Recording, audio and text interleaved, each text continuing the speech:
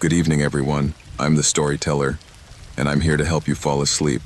So, before we get started, be sure to subscribe to the channel and like the video. I'd love to know where you're from and what time you're watching this, so leave it in the comments. When you're ready, get comfortable and relax. When I was a kid, I lived in a quiet neighborhood surrounded by simple houses and trees that seemed to whisper secrets to each other. It was a place where summer days stretched into infinity, and hot afternoons were almost always accompanied by the distant sound of a truck. The sound that, for most children, meant a blessing. The ice cream man. I remember how my mother always warned me not to accept anything from strangers, not to talk to strangers, but in my mind, the ice cream man was not a stranger. He was simply the man who brought coolness into our lives, the man who made the heat of those endless summers a little more bearable. His truck was an old white vehicle, the kind you don't see on the streets anymore, with bells that rang out like a happy tune as he drove through the neighborhood streets. I would always watch it from the window of my house, sitting on the living room couch, watching the children run towards it with smiles that reflected the innocence of childhood. And I wanted to go too, but something was holding me back, something I couldn't quite explain. I remember one day, the truck stopped in front of our house. It wasn't common, but it didn't seem strange either. The ice cream man got out of the vehicle with the same friendly smile he always showed, although that time something seemed different. His face was partially covered by the shadow of his hat, and his eyes did not reflect the same warmth as the other times. They were cold, almost empty, as if they were looking beyond me, as if they were watching me in a way that made me uncomfortable. My mother was in the kitchen, and although she didn't say anything to me, I could feel her gaze from a distance. Perhaps she also sensed something strange in that man, because her steps hesitated a little before she approached the window. However, she did not tell me to move away. I, for my part, stayed glued to the glass, watching as the ice cream man pulled out the cart and began serving other children. It seemed to be a day like any other, but something in the air was different. The wind was blowing erratically, and the clouds in the sky were piling up, getting darker and darker. It was then that he saw me. I don't know how, but I felt like his eyes had found me in the crowd of kids running around in his truck. The way he looked at me, with that intensity, paralyzed me. It was as if something inside me knew not to approach, and yet my body didn't respond, as if something invisible was holding me back. It was then that the ice cream man started walking towards my house. At that moment, fear began to take hold of me, but I didn't understand why. I couldn't stop watching him as he slowly approached, with his cadenced pace. He had the same smile on his face, but this time it was stranger, as if it was forced, as if he had to smile, even though his insides were empty. He made it to the curb, right in front of the front door. His truck was parked beyond, its bell ringing as if calling someone, but there was no one else around. Just me and him. I can clearly remember how I felt in that instant, caught between the need to flee and the inexplicable desire to get closer. Part of me wanted to run inside the house, to the safety my mother offered, but the other part, a strange and unknown part, wanted to get closer to the truck. Something in me was telling me that I should go to him, that I should do what he was asking me to do. He didn't say it in words, but I felt it in the air, in the way he was watching me. Suddenly, the ice cream man made a gesture toward me, a signal I didn't understand at the time. His hand moved slowly, inviting me closer. Even though my body trembled, something inside me, a spark of lucidity, made me react. I should not go. I was not to approach. I remembered my mother's warnings. I remembered the stories she told about people who were not what they seemed to be. And so, as I felt my feet sticking to the ground, I managed to take a step back. It was an almost imperceptible movement, a sigh of distance that brought me back to reality.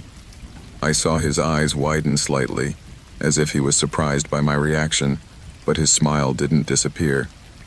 Instead of a kind gesture, that smile transformed into something I couldn't identify. Something cold, dark, as if he was amused by my fear. For a moment, I froze in place, unable to take another step. However, something inside me screamed, "Run!" And that's what I did. I turned on my heels and ran with all my might towards the front door. I didn't stop to look back. I didn't want to know if he was following me or if he had disappeared. I just knew I couldn't stay there a second longer. I reached the door and with a trembling hand, pushed it hard. My mother looked at me, not saying a word, but her expression was different. It was as if she already knew what had just happened, as if she had seen the danger I had narrowly avoided. That night, I couldn't sleep. The memory of those empty eyes, that smile that was no longer kind, haunted my thoughts. My mother didn't say anything to me about it, but I could see how she remained alert, as if she had felt the same as I had. Over the next few days, the ice cream man's truck stopped passing through the area. No one else talked about it, and the kids began to go about their routine as if nothing had happened. But I knew something wasn't right, that there was something dark behind the facade of his kindness. I never saw him again. And although some years later, when I was a teenager, I heard stories of that strange ice cream man again, I was always left with the feeling that something else was at play, something that could not be explained. Maybe it was just a feeling of mine, a child's paranoia, or maybe it was something real, something I should never have ignored. As time passed, the ice cream man faded into the fog of memory. I never heard from him again or heard more about his truck, but the clouds in the sky always seemed to remind me of that moment. That cloudy afternoon, when fear disguised itself as something else, when an ice cream vendor transformed into something dark, something lurking. And although I never knew if it was an ordinary man or something much more sinister, the mere fact that I had escaped left a mark on me that never went away. What terrified me most, what kept me awake some nights, is that I never knew what would have happened if I hadn't reacted in time. What would that man have done if I had gotten into his truck? Where would he have taken me? I'll never know, and maybe it's for the best. But what will always remain in my mind is that feeling. That feeling that somewhere, in some corner of the city, the ice cream man's truck is still running, waiting for someone else. Memory trembles with the years. There are moments, people, and places that fade with time, but there are others that remain, firm and cold, like invisible scars. I was a normal kid, or at least that's what I thought back then. I lived in a neighborhood where houses lined narrow streets, all the same in structure, but with one thing in common: people. An ordinary neighborhood, full of ordinary families, or so I thought until I met Gabriel. Gabriel was a strange boy, and I say strange because I have no other word that defines him better. He was a little older than me, maybe a year, but compared to the other kids in the neighborhood, his behavior was already disconcerting. He was not like the others. The other kids played in the streets, laughing and fighting over trivialities, but Gabriel was always standing apart, staring off into the horizon, as if he saw something the others couldn't see. There was always something unsettling in his eyes, a red glow that, over time, I began to associate with something far more sinister than simply a physical quirk. At first, the adults didn't seem to notice anything strange about him, though they began to whisper among themselves. Gabriel was never a popular child, though he wasn't mistreated or rejected. He simply kept to himself. Sometimes we would see him through the window of our houses, standing in front of the school, not moving, not saying a word, watching the others play. Sometimes his presence was so imposing that some of the children, for no apparent reason, would start to move away, as if something was warning them to stay away. But what really marked the change in me was when the incidents began to pile up. First, there was the break-in at the house of the neighbors on the corner, the Perezes, an ordinary family with no secrets or history worth mentioning. That night, the house was ransacked. Valuables were gone, and although there were no signs of forced entry, something inside the house was broken. as if someone had entered, not to steal, but to destroy. No one knew how it had happened, but there was something strange about the scene. A small child had been seen near the house the evening before the burglary. Testimony from neighbors spoke of a child wandering back and forth through the neighborhood, a child with a fixed gaze, not speaking, who didn't seem to care what others were doing. No one said his name, but when the description was mentioned, whispers pointed to Gabriel. Then the assaults began. Not in a direct way, but in a more surreptitious way, as if Gabriel was testing the boundaries. First it was a child in the park, a push and shove, followed by a spectacular fall that left the poor boy with a broken arm. The adults thought it was an accident, a simple push between children, but Gabriel's eyes were still the same, that strange intensity, that lack of remorse in his expression. Something in the way he looked suggested that he had not only pushed the boy by accident, but that he had done it on purpose, to see how far the other's pain would go. Then came the time when I first saw that aggression that I could never forget. I was playing on the corner of the neighborhood with some friends when I heard screams coming from the Molina's house. We all ran toward the sound, and when we arrived, we saw Gabriel on the doorstep, his face covered in something dark that I couldn't identify at first. He had smashed the window with a stone, and as he did so, he had shouted incomprehensible words, as if someone was urging him on. The neighbors, seeing what he had done, surrounded him and reprimanded him, but he showed no remorse. He stood there, still, watching everyone with those fixed eyes, as if it were all a game to him, as if the suffering of others were nothing more than a passing amusement. From then on, the incidents grew in severity. Gabriel became the center of an increasingly disturbing series of events. Robberies, fights, vandalism. Houses began to be visited by the police more than once. A sense of danger hovered over the neighborhood, and every time I saw Gabriel somewhere, a twinge of discomfort would prickle in my stomach. No one could stop him, and no one seemed willing to stand up to him. Gabriel was not just a mischievous child.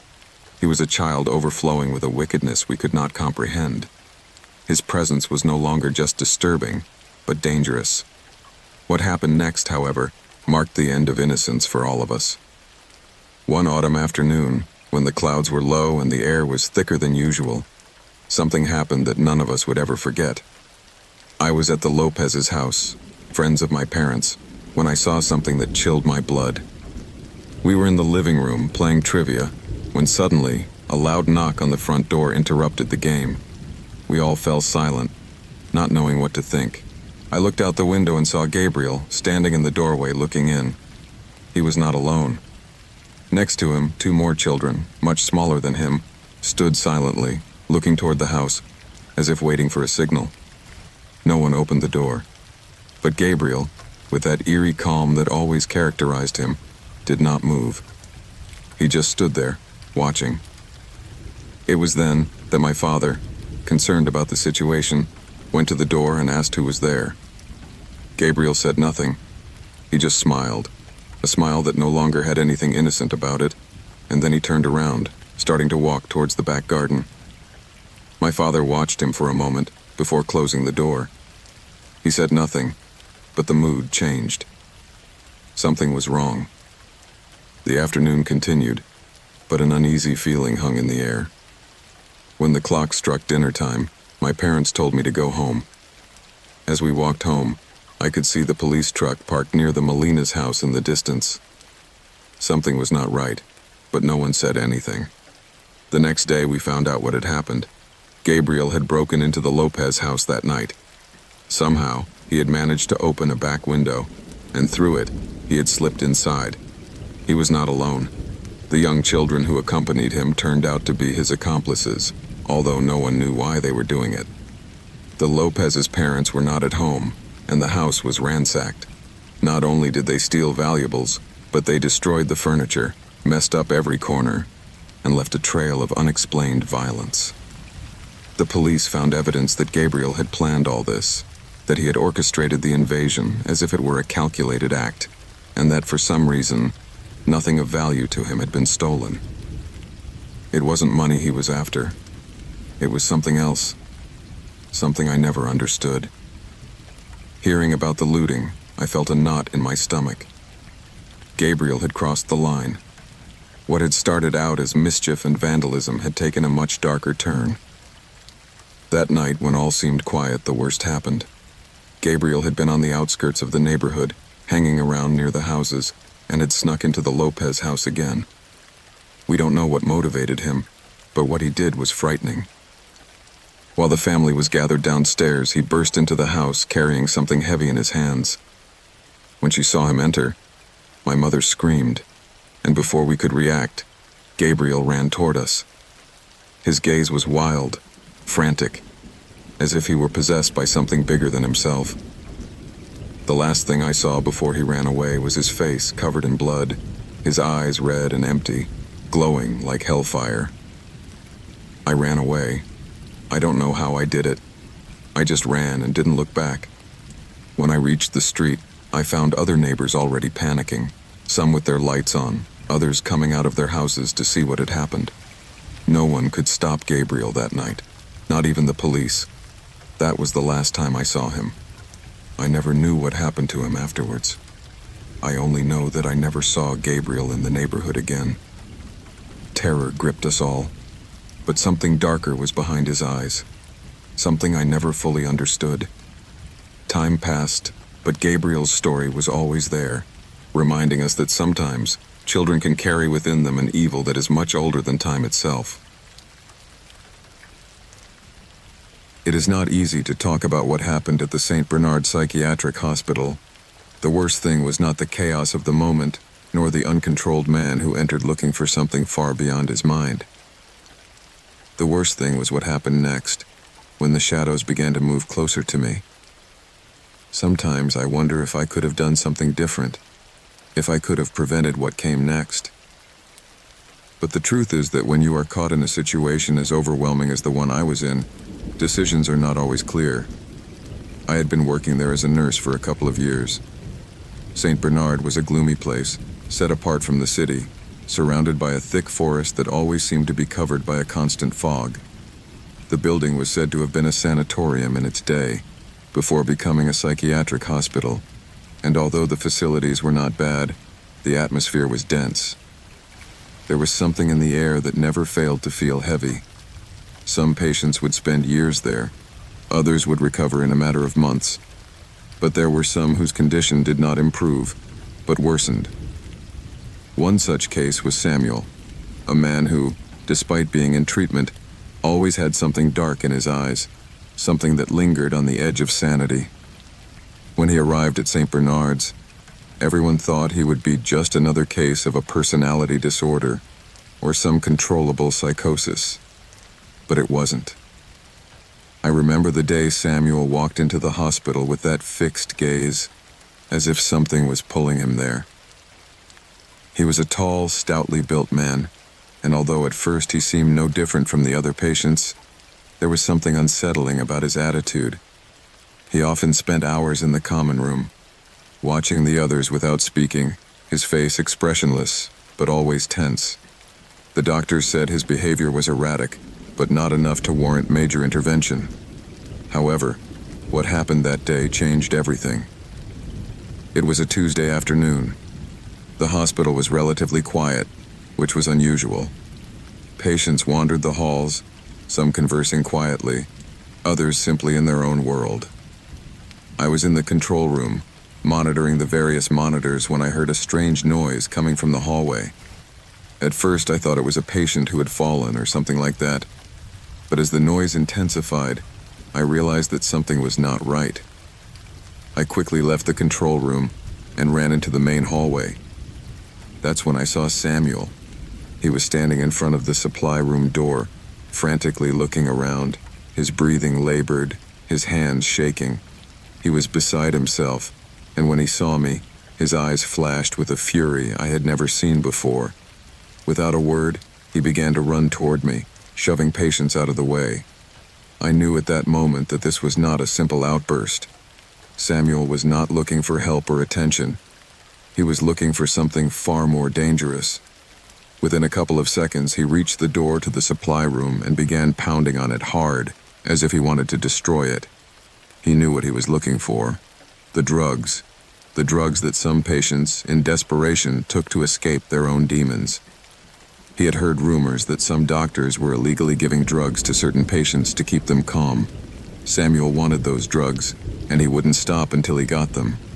I ran to him and yelled at him to stop, but there was no reason in his eyes anymore. I saw him turn to me, his expression void of all sanity, full of despair. It was as if the human being he had been had vanished, leaving only a beast trapped in his own suffering. In an instant, Samuel pushed me against the wall with such force that I almost lost my balance.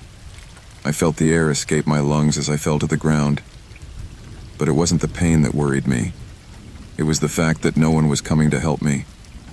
The other nurses and guards were busy with other patients, and the door to the supply room was being smashed in by Samuel. At that point, I didn't know how I was going to stop him. I couldn't expect security to arrive in time. Something inside me told me that if I didn't do something, everything would fall apart. And worst of all, I felt like it wasn't just Samuel who was out of control. It was as if the whole hospital was falling into the abyss with him. Finally, I was able to stand up, but before I could do anything else, someone else intervened. Dr. Harlow, the hospital's head of security, appeared out of nowhere, with an eerie calm on his face. I don't know how he did it, but he approached Samuel without him noticing, and in one swift and precise movement, tackled him to the ground. Samuel screamed and struggled mightily, but Dr. Harlow held him down with a skill that didn't seem human. Within seconds, Samuel was pinned to the ground, breathing heavily, his eyes glowing with unfathomable madness. Dr. Harlow said nothing. He just looked at Samuel, then at me, and nodded, as if it had all been part of his plan. Like he was prepared for something like that. I stood there, watching the scene, unable to move, not fully understanding what had happened. Samuel was moved to an isolation cell and, for a while, everything went back to normal. Or so I thought. But something changed after that incident. Something I could understand after a long time. The next day, when I was in the break room, I heard rumors about Samuel. It was said that it had been more than just an attempt to get drugs. People were starting to talk about him differently, as if there was something darker behind his behavior. Some said he had been hallucinating, that he thought the whole hospital was full of demons who wanted to devour him. Others whispered that he had heard voices, that he had been chosen for something, though no one knew exactly what for. What I did know was that something in his gaze had left me with an uneasy feeling that I could never shake. The worst came a week later. The hospital received word that Samuel had escaped from his cell. No one knew how he had done it. No one had heard a sound, but Samuel had disappeared without a trace. For days, the hospital was on high alert, but there was no sign of him. No one knew where he had gone. Security was tightened, but the feeling that something terrible was approaching kept growing. One night, as I was leaving my shift, I received a call that chilled my blood. It was from Mr. Mendoza, a family acquaintance who lived on the outskirts of town. He told me that something strange had happened at his house. His wife and daughter had been attacked by a man who broke into their home. They didn't know who he was, but the description matched Samuel's description.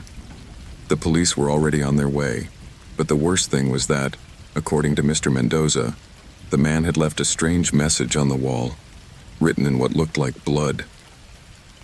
I ran to the Mendoza house, my mind pounding with a torrent of thoughts. When I arrived, the scene I found was more terrifying than I had imagined. The house was in disarray, the furniture overturned, and the Mendoza's wife, badly injured, was being attended to by paramedics.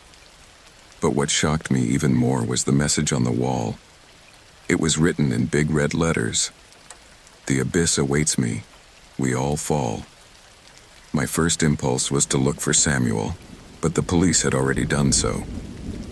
They had found footprints in the garden, indicating that Samuel had passed that way, but they had not been able to trace him beyond the main street.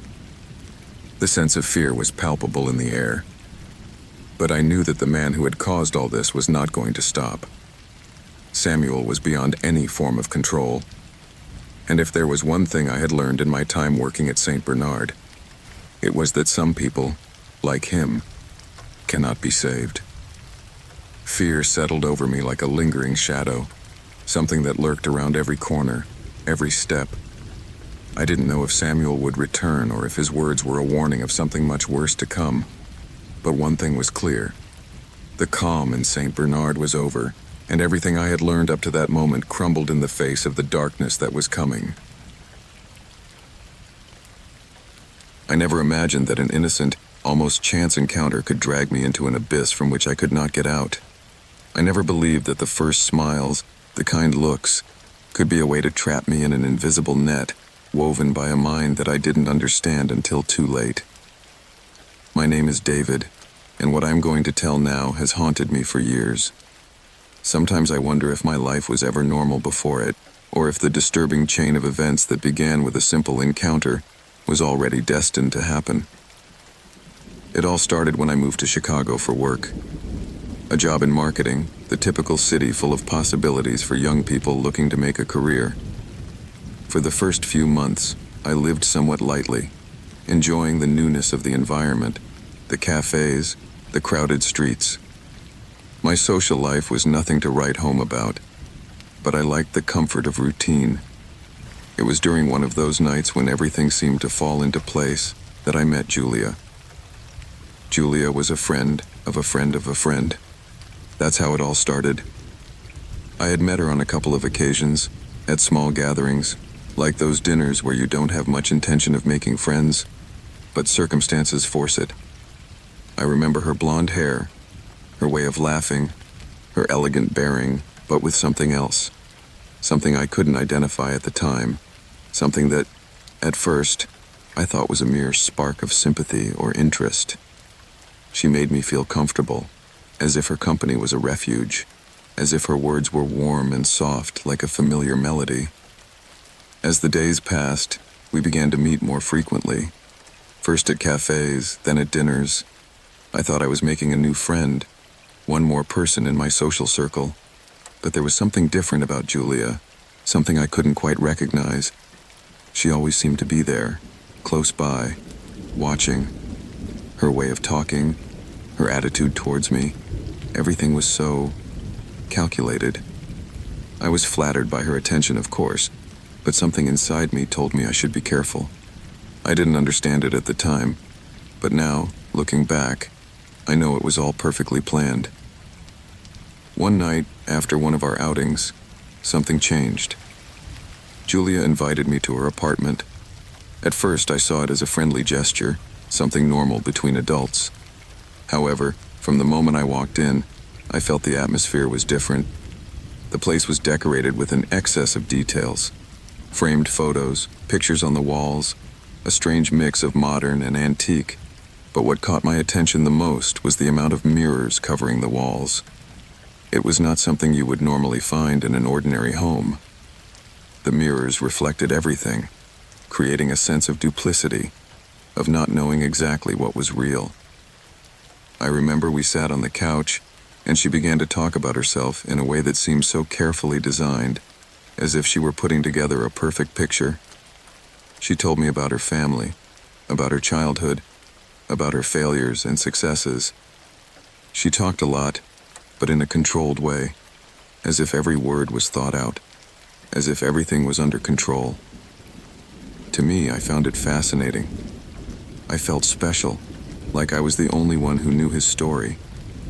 But what really started to get on my nerves was his insistence on knowing everything about me. Not just my interests, but deeper things.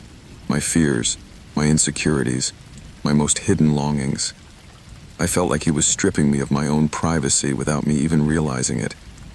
I couldn't deny that I was flattered, but a part of me was beginning to feel uncomfortable. The worst came a week after that night. Julia started showing up where I least expected it.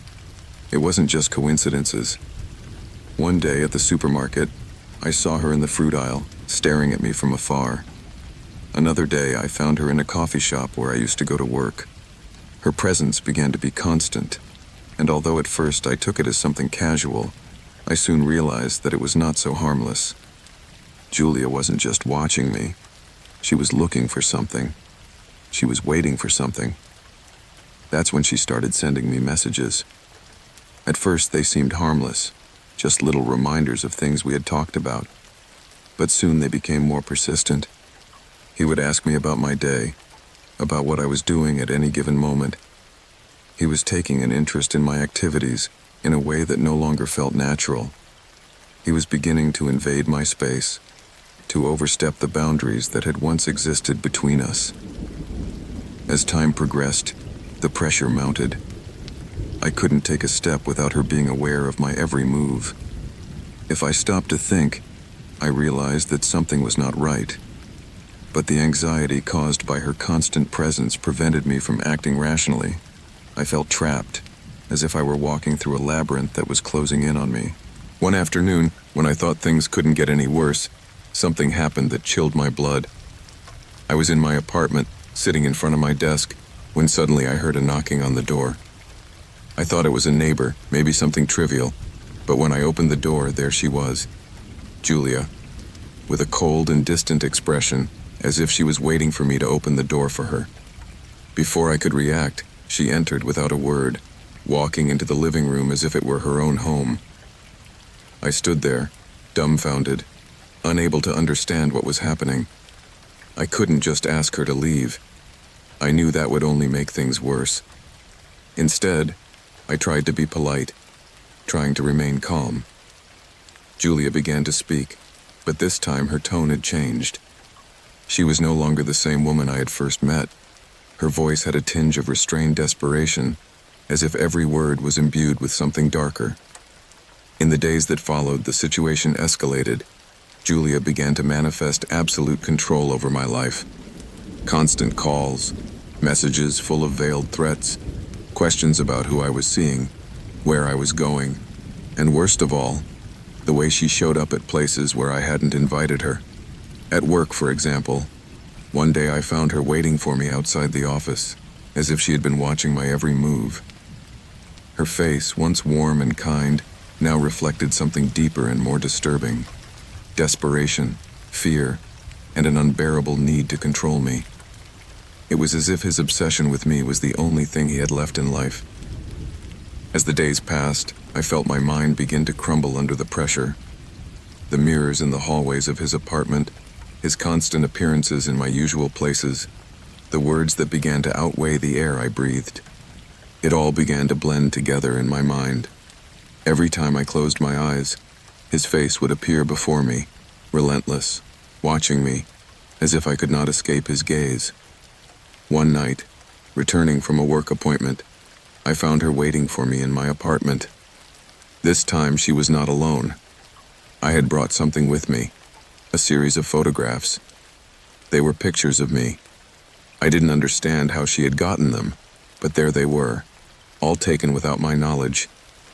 In one of the photos, I was sitting on a bench in a park, in another, walking to my apartment. The sense of violation was overwhelming. I could no longer live in fear, with the constant pressure of knowing she was there, stalking me. I realized that if I didn't do something, her control over me would only grow. I made a radical decision. I had to leave. I changed my number, my address, even my job. I cut off all contact. I left my life in Chicago behind. But even now, after so long, I can't help but look over my shoulder. Sometimes, in the dark, I feel like the shadow of his presence is nearby, waiting, watching from somewhere, like reflections in the mirrors of his apartment. And even though I thought escape would be the solution, I know that deep down, she is still lurking, ready to catch me once again.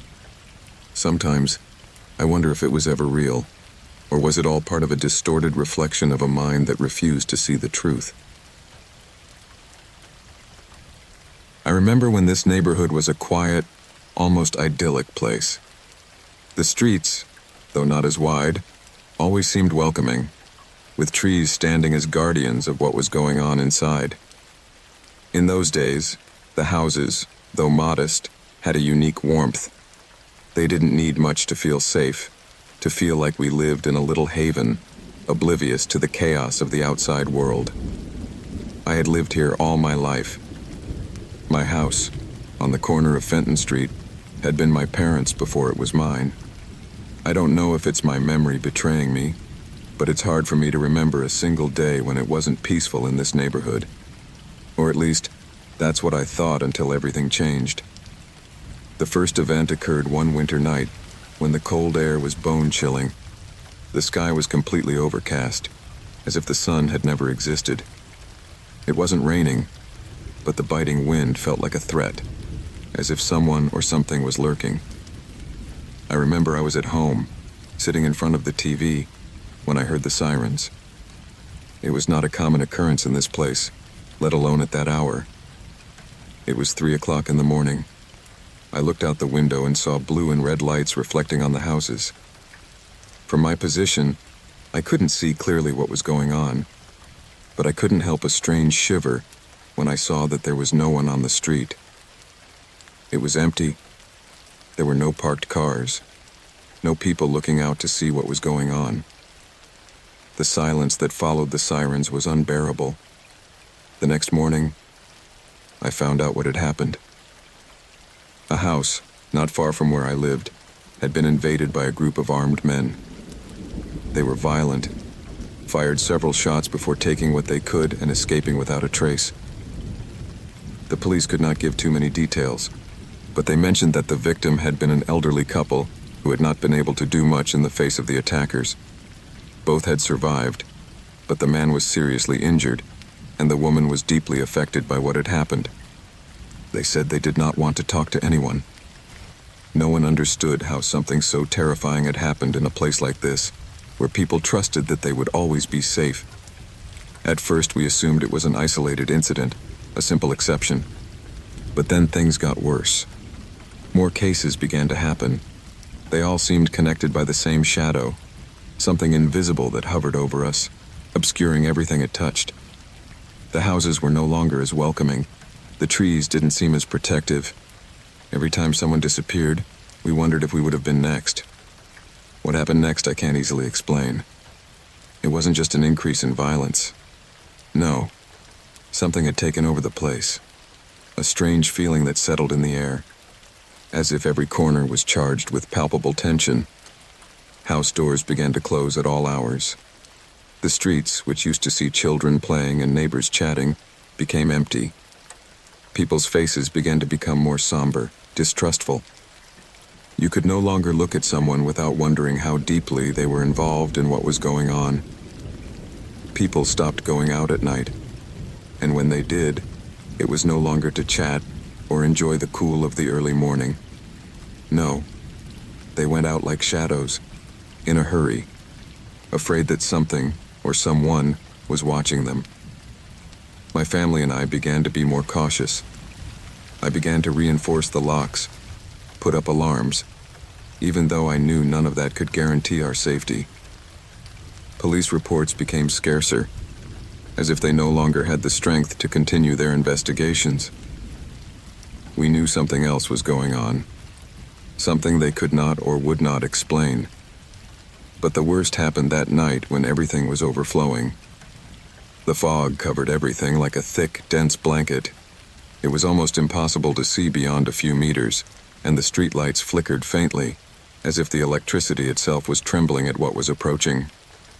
That night, after dinner, I went to bed early, exhausted from the accumulated tension of the previous weeks.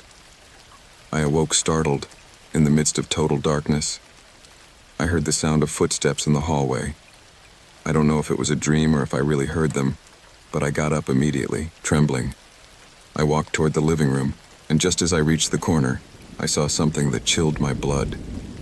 The door to the backyard was open. I was sure I had closed it before I went to bed. My mind began to wander, thinking of all the times I had forgotten to close the door in the past, but I knew this time was different. Suddenly, a dull sound, like a knock, came from outside. My heart pounded and fear paralyzed me. At first, I didn't know what to do. I looked out the window, but saw nothing except the thick fog that covered everything. However, something was there, lurking somewhere. That's when I heard the gunshots. The sound was so loud and close that it brought me to my knees. My mind began to work at full speed, thinking of what to do, how to protect my family.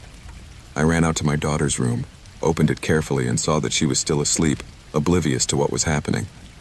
I ran to my wife's room, but she was not there. I looked all over the house, desperate, but I couldn't find her. I thought maybe she had gone out, maybe she had gone ahead of the noise. But panic set in when I saw the garage door open. Something was not right. Something inside me told me I shouldn't have let the door open. Outside, the fog was thick and oppressive. I walked toward the backyard cautiously, listening to the crunching beneath my feet. That's when I saw the footprints in the snow. They weren't the footprints of someone just walking by. They were deep, dragging footprints, as if someone or something had walked in a hurry. My breathing became more difficult. I couldn't make out well in the mist, but suddenly, a shadow appeared in front of me. It was human, or at least it appeared to be, but its form was not well defined. It seemed to fade into the mist, as if it wasn't quite real. My skin bristled as I felt a strange pressure in the air, as if I was being watched by something I couldn't see. I couldn't move. I couldn't scream. I felt everything around me crumble. The shadow began to approach, moving slowly, as if enjoying the terror I was experiencing. Then, before I could react, I heard a strange sound, something like a whisper in the air, something that chilled my soul. Go away. The word echoed in my mind, but it wasn't spoken from outside. It was as if it came from inside my head, as if someone was using my own voice to tell me I should leave. Fear completely overpowered me. I ran out of the house. I didn't care that the garage door was open. I didn't care about the shadows or the gunshots that kept echoing in the distance. I just wanted to escape. That night changed my life forever. The neighborhood I grew up in, where I always felt safe, was no longer the same. The fog had taken away more than just the quiet. And while I never understood what really happened that night, or who, or what was behind it all, I knew one thing for certain. There was no turning back. Something dark had taken over this place, something that could not be stopped. Today, as I tell this, I know that I am not the only one who feels that something else is going on in this neighborhood. No one dares to talk about it, but we all know. Fear is in the air, and with it, the whisper, which always reminds me of a terrifying truth. We are not alone here. I work as a driver on a night bus line that runs through the city from north to south, passing through streets that few know, through neighborhoods that are plunged into the gloom of night. Most of the passengers on these trips are night owls, people who have finished their shift, or people who have nowhere else to go. There is something peculiar about the atmosphere when you drive at night, as if time and space are distorted, as if the night is a world apart where the rules of logic do not apply. It's always been that way. But I never imagined that this disconcerting sensation would turn into something much more disturbing. My name is Richard Turner, and I'm a bus driver for the public transportation company. Sometimes I wonder if I should have done something else with my life, if I should have sought a more conventional job, one that would have kept me away from the shadows that creep through the empty streets. But here I am, year after year, driving my bus on routes that feel lonelier as the months go by. The first few weeks were normal, nothing to make me think anything strange was going on. As the days went by, I began to notice patterns, little details that wouldn't have caught my attention before. The passengers, most of them, were always the same.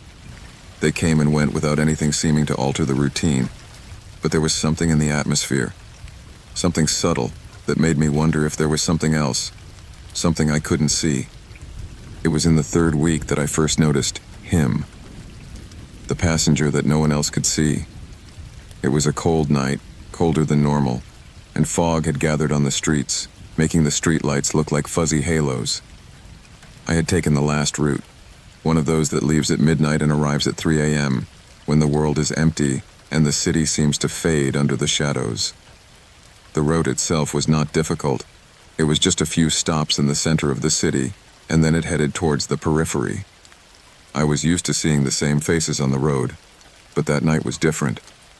When I got to the first stop, I didn't see anyone waiting at the usual stop, but when I got closer, I saw a man standing there, almost as if he had been waiting there for hours, even though the clock indicated that not a minute had passed since he had arrived.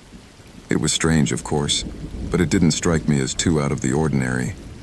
Sometimes people plant themselves on the platform for no apparent reason, or they look like they've already been there waiting, when in fact they arrived only recently. He was a tall, thinly built man, dressed in a long, dark, almost black coat that covered his knees.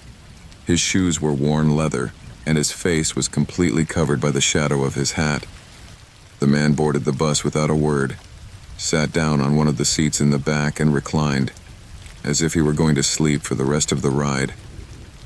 His presence, however, was unsettling. Something was not right. At first, I didn't think much of it. I continued on my route and picked up the other passengers as usual. But when I reached the next stop, I realized that something strange was going on.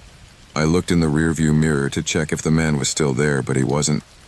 There was no sign of him. There was no sign of him. The chair where he had been sitting was empty, and the seat looked as clean as if no one had been there. My first thought was that maybe I had gotten confused. Maybe it had been a dream or a hallucination. After all, tiredness can play tricks. But something in my stomach told me that this was not normal. In the back of my mind, I knew there was something else. I felt it in my gut. That night, the man reappeared, and with him, the same strange feeling that haunted me. Every time I looked in the rearview mirror or past the stops, the same man was there, always in the same seat in the back, always looking straight ahead, his face half covered by the shadow of his hat. But always when I got to the next stop, he would disappear. It was as if he had never been there, as if he vanished into thin air. No passenger could see him, but he was there, always. And for some reason, I couldn't stop watching. At first, I tried to ignore him, to go on with my work, not to make a big deal out of it. But sooner or later, it started to affect me. The passengers were no longer the same.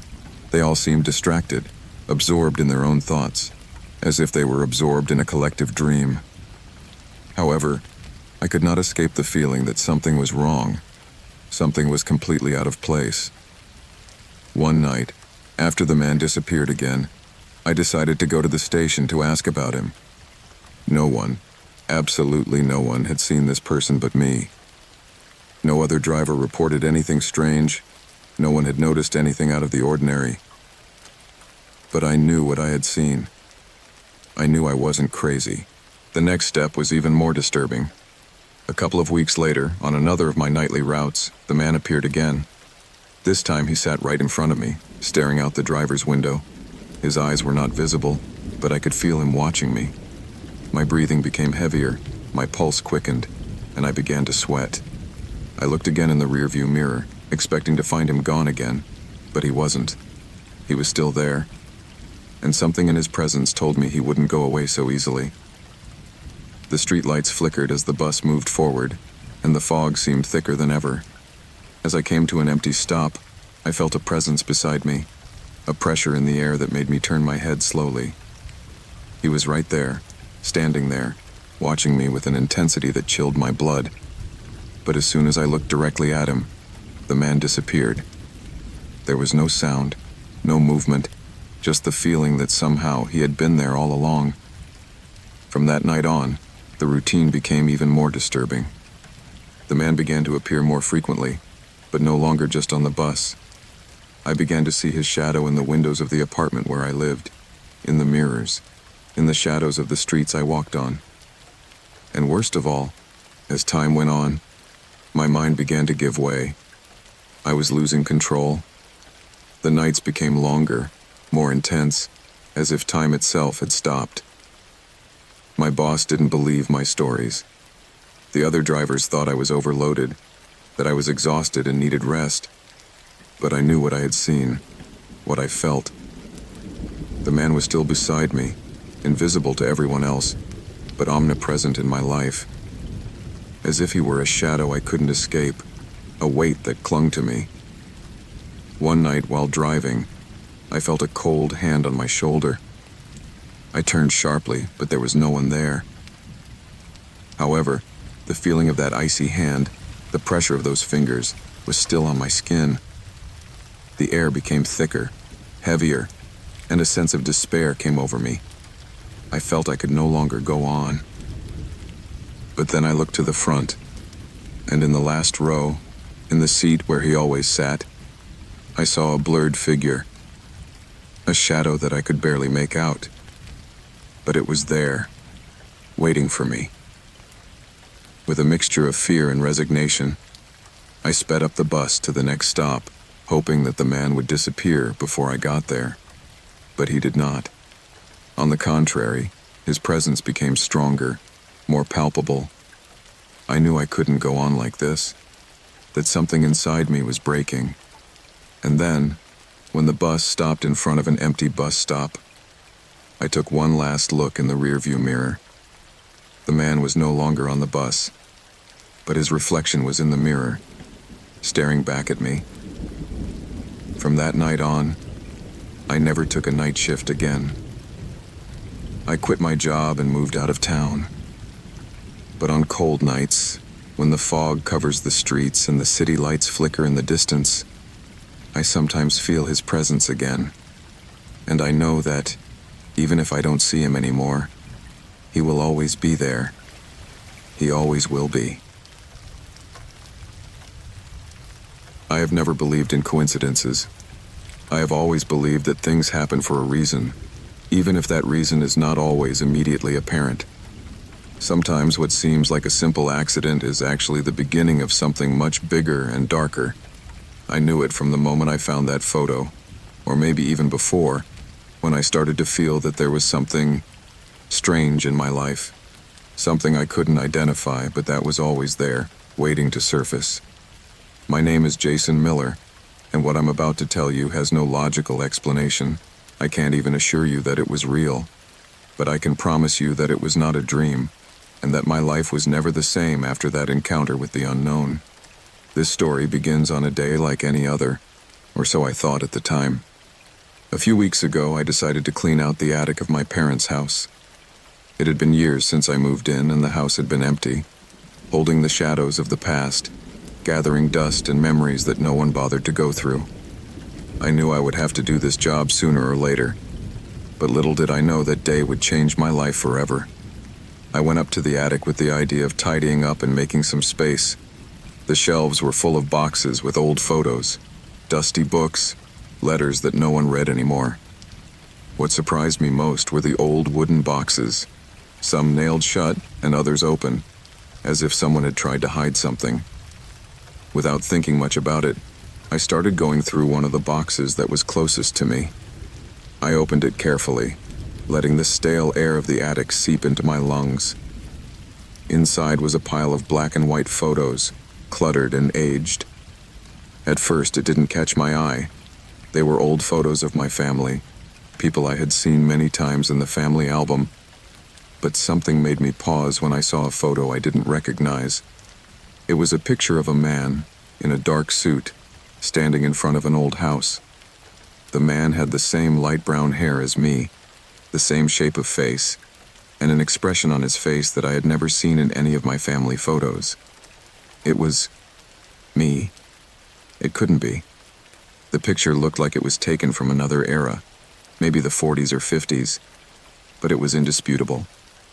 That man in the picture was identical to me. There was no doubt about it. My first thought was that it was a strange coincidence. Maybe he was a distant relative, someone who looked like me, and the photo had ended up in this box for some reason. But then, as I turned the photo over, I saw something that made my heart beat faster. On the back of the photo was a little handwritten note. The ink was a little faded from the years, but the words were legible. Don't make the same mistake. The air in the loft became heavy, as if everything around me had stopped for a moment. An uneasy feeling began to grow inside me, like a wave sweeping everything in its path. What did that note mean? Who had written those words? And most importantly, who was that man in the photo? Why did he look so much like me? I couldn't stop looking at it. The photo in my hands seemed to take on a life of its own, as if that image frozen in time had something to tell me, something that was beyond my reach, something I didn't even know I wanted to know. I put the photo down on the table and began to look through the others, hoping to find some clue that would explain what I was seeing. but all I found were pictures of my family, my parents, my grandparents, my aunts and uncles.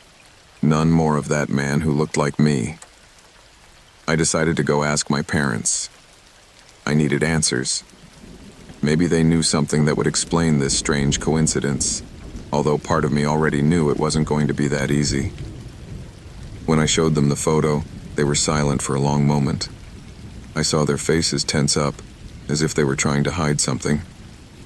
My mother was the first to speak, but her words were hesitant, as if she was trying to find the right way to say it. I was told a story I had never heard before, a story about a tragedy that happened in the family years before I was born. A man named William Miller, a distant cousin of my parents, had disappeared under mysterious circumstances. He was a man who I was told had become obsessed with something no one understood. The last time he was seen, he was wearing a dark suit, exactly like the man in the photo. The family never knew what happened to him. Some said he had disappeared of his own free will. Others claimed that something dark had consumed him. And most disturbing of all, in his last days, William had begun to talk about a mistake he had to correct. A mistake he could not share with anyone. No one understood what he meant by that, but my mother told me that his behavior became increasingly bizarre before his disappearance. The story left me in shock. Was it possible that man in the photo was really William Miller? What if that note, "Don't make the same mistake," was referring to me, to something that was about to happen? The resemblance between him and me was too obvious to ignore. But what kind of mistake was the note pointing out? What did it want to warn me about? That night, I couldn't sleep. The photo lay in front of me, on the table, like a constant reminder of what I had discovered. The house was silent, but something inside me told me I was not alone. The photo looked at me, not with the eyes of the man in the picture, but with mine, reflected in that strange temporal link. I began to think that the connection between William and me was deeper than I had assumed. The next day, I decided to investigate further. I went to the town where my parents grew up, a small town on the outskirts. I searched the local archives, asked the older residents, but no one seemed to know much more about William Miller or his disappearance. At most, some said he had gone crazy before he left, that his obsession with something had cost him his sanity. The details were vague, almost as if everything was shrouded in a blanket of silence. That's when I found something that changed everything. In a small antique store, an older man showed me a box of old letters and documents. Among them was an envelope with my name written on it. My heart skipped a beat when I saw it. Inside the envelope were more photos, more mementos, and a letter from William Miller, dated just before his disappearance. The letter was written in messy handwriting, as if he was writing in haste, fearful that time was running out. The letter said something that chilled my blood. "Jason, I've made the mistake. I have seen the future, and you will too. Don't follow in my footsteps. Don't let the reflection of what I am catch you. If you see the picture, if you ever find it, you will know what is to come. Don't make the same mistake." William's words stuck in my mind, and I immediately understood what was happening. The photo, the note, the letter, everything was connected, all part of a cycle that I could not break. Something that had been passed down to me, a shadow that stretched across generations. The warning was clear. I was not to follow the same path, and yet, despite everything, the image of that man, his face identical to mine, haunted me. I could not help it. Curiosity led me to do what I should not have done. I began to do more research, to delve deeper into William Miller's story, into his last days, into his obsessions. The more I researched, the more I felt the line between my life and his blurred. It was as if everything he had experienced was destined to repeat itself through me. A few days ago, I found one last photo, hidden among William's letters. In it, he was standing in the same place where I had taken the photo in which he had appeared. And in the accompanying note, a final warning. The reflection never lies. Now I understand what happened. William's mistake was not only his, but mine as well. The photo, the note, the warnings. It was all part of a cycle that I could not avoid. Something in my destiny intersected with his, and now, I can't escape the shadow he left behind. Sometimes when I look in the mirror, I see more than my reflection. I see William's face, with the same eyes as mine. And I know that the mistake he made, I'm making it now. I never thought it would be so easy to find someone to take care of my children. After the separation, I was caught between work and the responsibilities of being a single parent. What had once been a simple routine now seemed like a daunting task. Living in the house I shared with my ex-wife became untenable. There were too many memories, too many traces of the past, and the emptiness was undeniable. So I made a decision, sold the house, and moved to a quieter neighborhood on the outskirts of the city, a place where I could offer my children a safer and more comfortable environment. The house was large, 2-story, with a large garden and an attic that I had never bothered to inspect too closely. Only the sound of the rain on the roof and the wind moving the branches of the trees broke the silence of the nights. I thought it would be a good place to start over, to leave the past behind and make new memories. What I didn't know was that my new life would be marked by something much darker, something that lurked in the shadows of my home. I hired a nanny to take care of my children when I couldn't be there. Her name was Emma, a nice young woman with a warm smile that made me feel I could trust her. She had good references, and although she was somewhat reserved, she gave me the impression that she was responsible and calm. I thought that everything would be fine, that life would follow its normal course, but I was wrong. It all started one night, a few weeks after Emma started working for me. I was in the office, going through some paperwork and trying to finish my day. As the night progressed, I started getting messages from Emma, first asking if my kids had slept well, then asking for some details about their meals. Nothing out of the ordinary, but what caught my attention was her tone in the last message. She seemed uneasy, as if something was disturbing her. Everything is fine, but I heard strange noises upstairs. Maybe it's the wind, but I think I'm not alone. Reading that message left me with an uneasy feeling.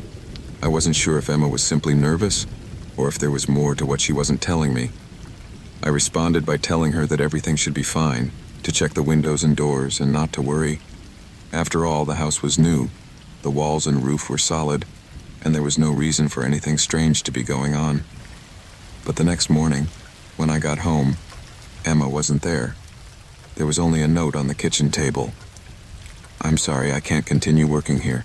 I know something is going on, and it's not right. I'm not alone. Please check the attic." I couldn't help a shiver as I read those words. The attic. I didn't think much of it at first, but now that she mentioned it, I remembered that I had never checked that part of the house. Access to the attic was through a small door in the hallway near the stairs. It had always been locked, and I never felt the need to open it. Something in my stomach told me I should listen to Emma. I climbed the stairs slowly, the cold air of the hallway enveloping me as I approached the attic door. With trembling hand, I pulled out the key I had found in the kitchen drawer and slid it into the lock. I turned the key and pushed the door open. A musty, dusty smell hit me immediately, and the air was heavy with a heaviness that made me feel even more uncomfortable. At first, I didn't notice anything out of the ordinary. The dim light from the flashlight illuminated the old wooden beams of the ceiling, and boxes and objects covered with white sheets lined the walls. The place was cluttered, but there was nothing to suggest anyone was there.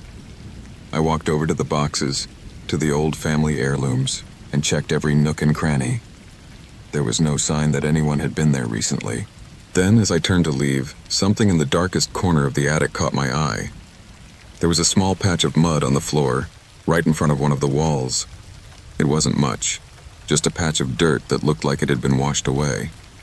I bent down to examine it more closely, and that's when I noticed something even more disturbing. A series of small, almost imperceptible footprints leading toward a dark corner where the wall met the ceiling. My heart pounded in my chest. I couldn't believe my eyes. I couldn't believe my eyes. How was it possible that someone had been there without me noticing? I looked around, trying to understand what was going on, but an uneasy feeling came over me. Something didn't fit. As I looked up, I noticed that in the upper corner of the attic, where the shadows were thickest, something moved. A quick flicker, a glint of light. Then, a soft, almost imperceptible rustling came from behind one of the boxes. I reached over, pulse racing, and pushed the box with a trembling hand. What I found was worse than I had imagined. There was a trapdoor hidden in the floor, covered with a layer of dirt and dust. The wood was slightly ripped, as if someone had been trying unsuccessfully to open it. My mind tried to rationalize the situation, but what I saw took my breath away. The trapdoor wasn't there by accident. Someone had been in this place, and not only had they been, but they had been trying to hide. To hide somehow. I stood there, transfixed, for what seemed like an eternity. All I could hear was the sound of my breathing, choppy and agitated. Finally, I made a decision. I had to go downstairs, call the police, and make sure my children were safe. It didn't matter if what I had seen in the attic was a misunderstanding or a practical joke. I wasn't going to risk it. When I went down to the second floor, I sensed something wasn't right. The lights flickered slightly, and the air in the house seemed thicker, as if everything was waiting for something. Suddenly, I heard a noise in the hallway, like a soft footstep, as if someone was walking. I turned quickly, my heart pounding in my chest, but I saw no one. Only silence. I ran to the front door, but when I tried to open it, I realized it was stuck.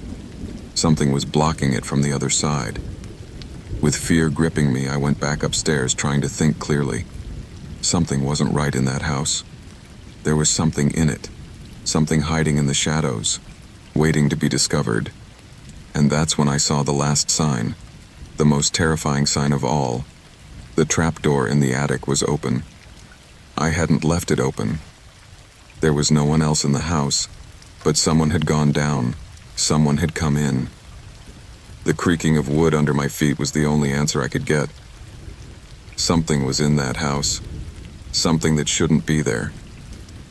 I decided to leave, not caring if there was anyone inside or if this was all the product of my fear-altered mind. I grabbed my kids and ran out of the house, never looking back. I never came back. I never knew who or what had been in my house.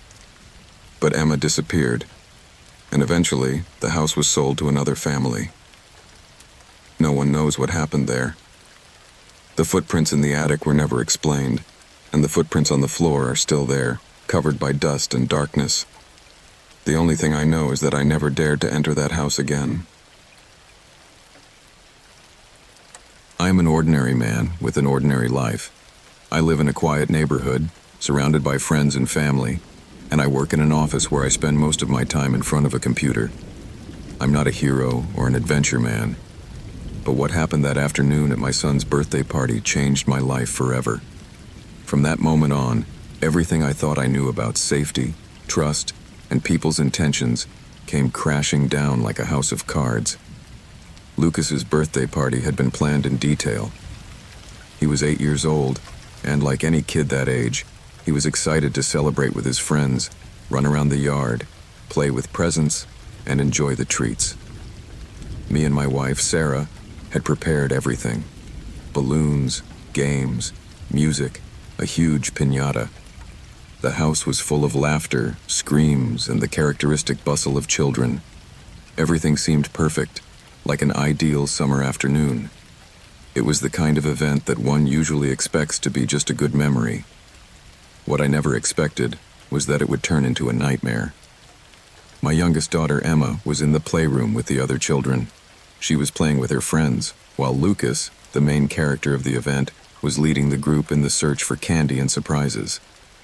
I was in the kitchen, making sure the food was ready, when Sarah called me from the garden.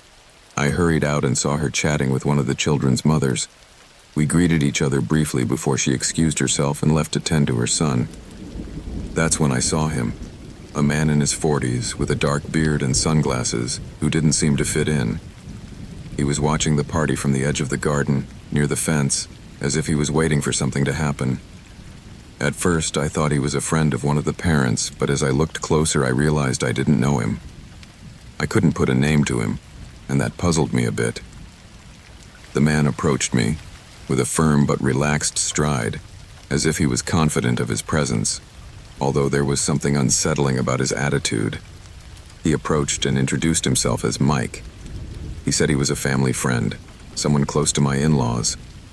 The funny thing was that I didn't recognize his face, but his tone of voice was friendly, almost overconfident.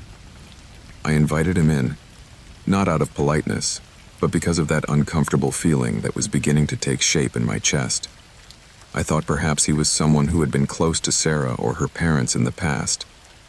He gladly accepted and started talking to Sarah, while I went back to controlling the situation inside the party, making sure the kids were okay.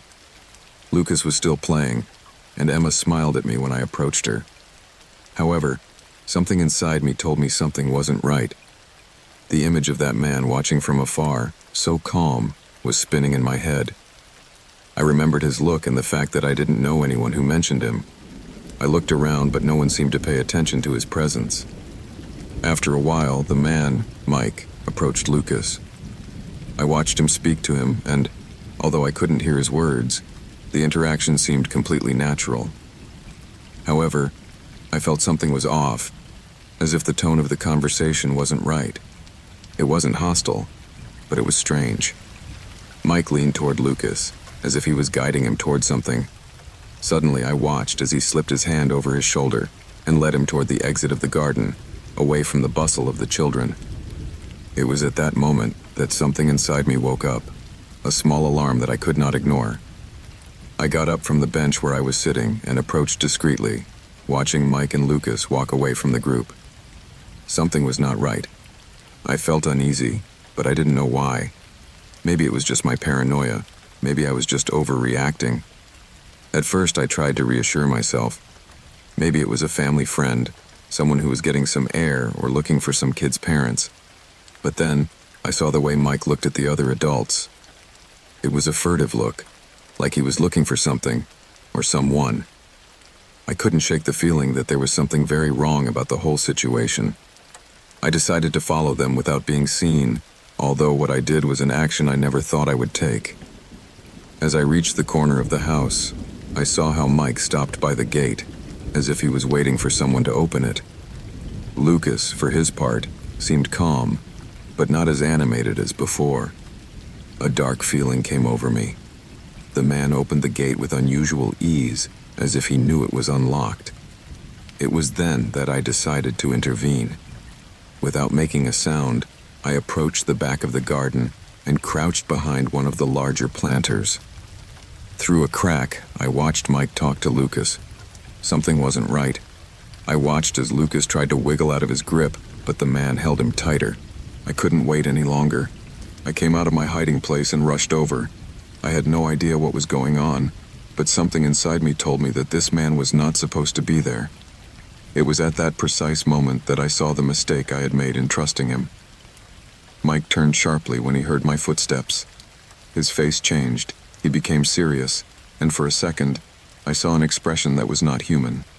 It was as if he had shown himself to be vulnerable, as if he was aware that he had made a mistake, and was looking at me like a cornered animal. Something inside me, like a primal instinct, told me I had to protect my son. But at that moment, fear took over, and I couldn't move for what seemed like an eternity. Mike tried to play it cool. He told me he was just taking my son out for a walk. But something in his voice, in his eyes, made me realize he wasn't telling the truth. The pieces of the puzzle clicked together, and for a second, reality stopped. "It's my son," he said, with a disturbing coldness, as if he thought I was going to believe him. My heart skipped a beat. Lucas looked bewildered. It was not possible. The man wasn't telling the truth. My legs moved almost by instinct. I moved forward and grabbed Lucas by the arm, pulling him away from Mike's figure. The man tried to resist, but I wouldn't let him. Fear, panic, and a strange sense of urgency made me act. At that moment, one of the parents who was nearby came running out to us, having heard the commotion. They quickly called the police. The man, Mike, tried to escape but was stopped before he could get far. What we discovered later was even more disturbing. He had no connection to the family or anyone we knew. He had been following Lucas for weeks, watching the family from a distance, waiting for the right moment to take the boy. When officers questioned him, we learned that he had a history of kidnapping children in other cities, although he had never been caught before. The police explained to us that these types of people usually study their victims and present themselves as family friends to gain their trust. The worst thing is that sometimes parents and children never suspect anything. The idea that something like this could happen at a birthday party, among friends and family, took my breath away. Lucas's party ended in chaos, but somehow, we all came out of it okay. Terror gripped my soul, and the hours that followed were a whirlwind of emotions. That night, after putting my children to bed, I sat on the couch, staring at the closed door, wondering how someone could have spent so much time watching us without us ever noticing. I never looked at a stranger on the street the same way again. Every face, every look, every smile hides a story. And although my family was safe that time, the fear of the unknown remains in me. Never again will I be able to feel completely safe in a world where shadows hide, even in the brightest light. It was a cold night, like the ones that happen from time to time in this city, when the air seems to be thicker and the fog mingles with the shadows. I had to take a night walk, as I did from time to time, to clear my mind of the thoughts that plagued me. The day had been long, full of work and worries, and the park near my apartment was the only place I could find some peace. It was a large park, surrounded by tall trees that stood like wooden giants, and winding paths that meandered between them. There weren't many people around at night, just a few lonely joggers, and a few walkers like me, looking for some peace and quiet. But that night, everything changed. It wasn't like the others. I had decided to go out later than usual. The clock read close to 10 o'clock, and although the darkness was already enveloping everything, I felt trapped by a strange feeling of discomfort. I had no concrete reason, just the feeling that something wasn't right. However, as with those intuitions that we ignore simply because we can't rationalize them, I decided to move on. The lights in the park were dim, and the cold made my breath visible in the air. Each exhale seemed like a fleeting ghost disappearing into the fog. Even though most of the paths were empty, there was something in the air, an eerie stillness, as if everything was waiting for something I couldn't see. I began my walk on one of the wider trails, a paved path that ran through much of the park. As I advanced, the sound of my footsteps became sharper, echoing in my ears. The crunching of dry leaves under my boots was the only thing that broke the silence, and although it was a common sound, that night it had a different tone. It seemed that every step I took echoed louder than it should. I looked around, and although I could see nothing, that feeling of being watched began to grow. But as so often happens, I told myself it was paranoia, that it was just the cold and isolation of the night.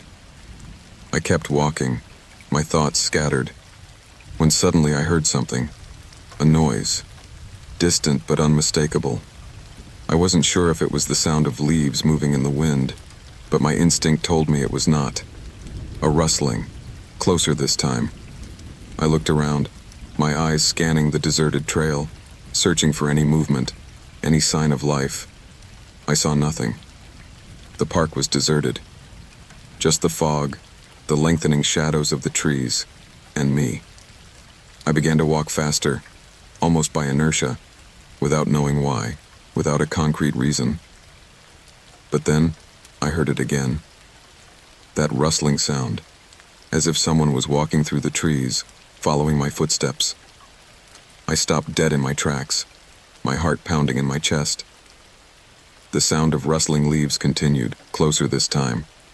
I looked back, expecting to see someone, some nighttime passerby who was simply walking in the same direction.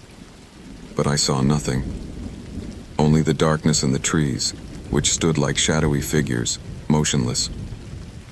My breathing quickened, and the chill in the air seemed to have intensified. I was not alone. I could feel it.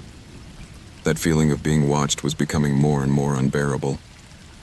I decided to keep walking, even though an instinct told me I should turn and leave the park immediately. But I didn't. Instead, my steps became faster, more agitated.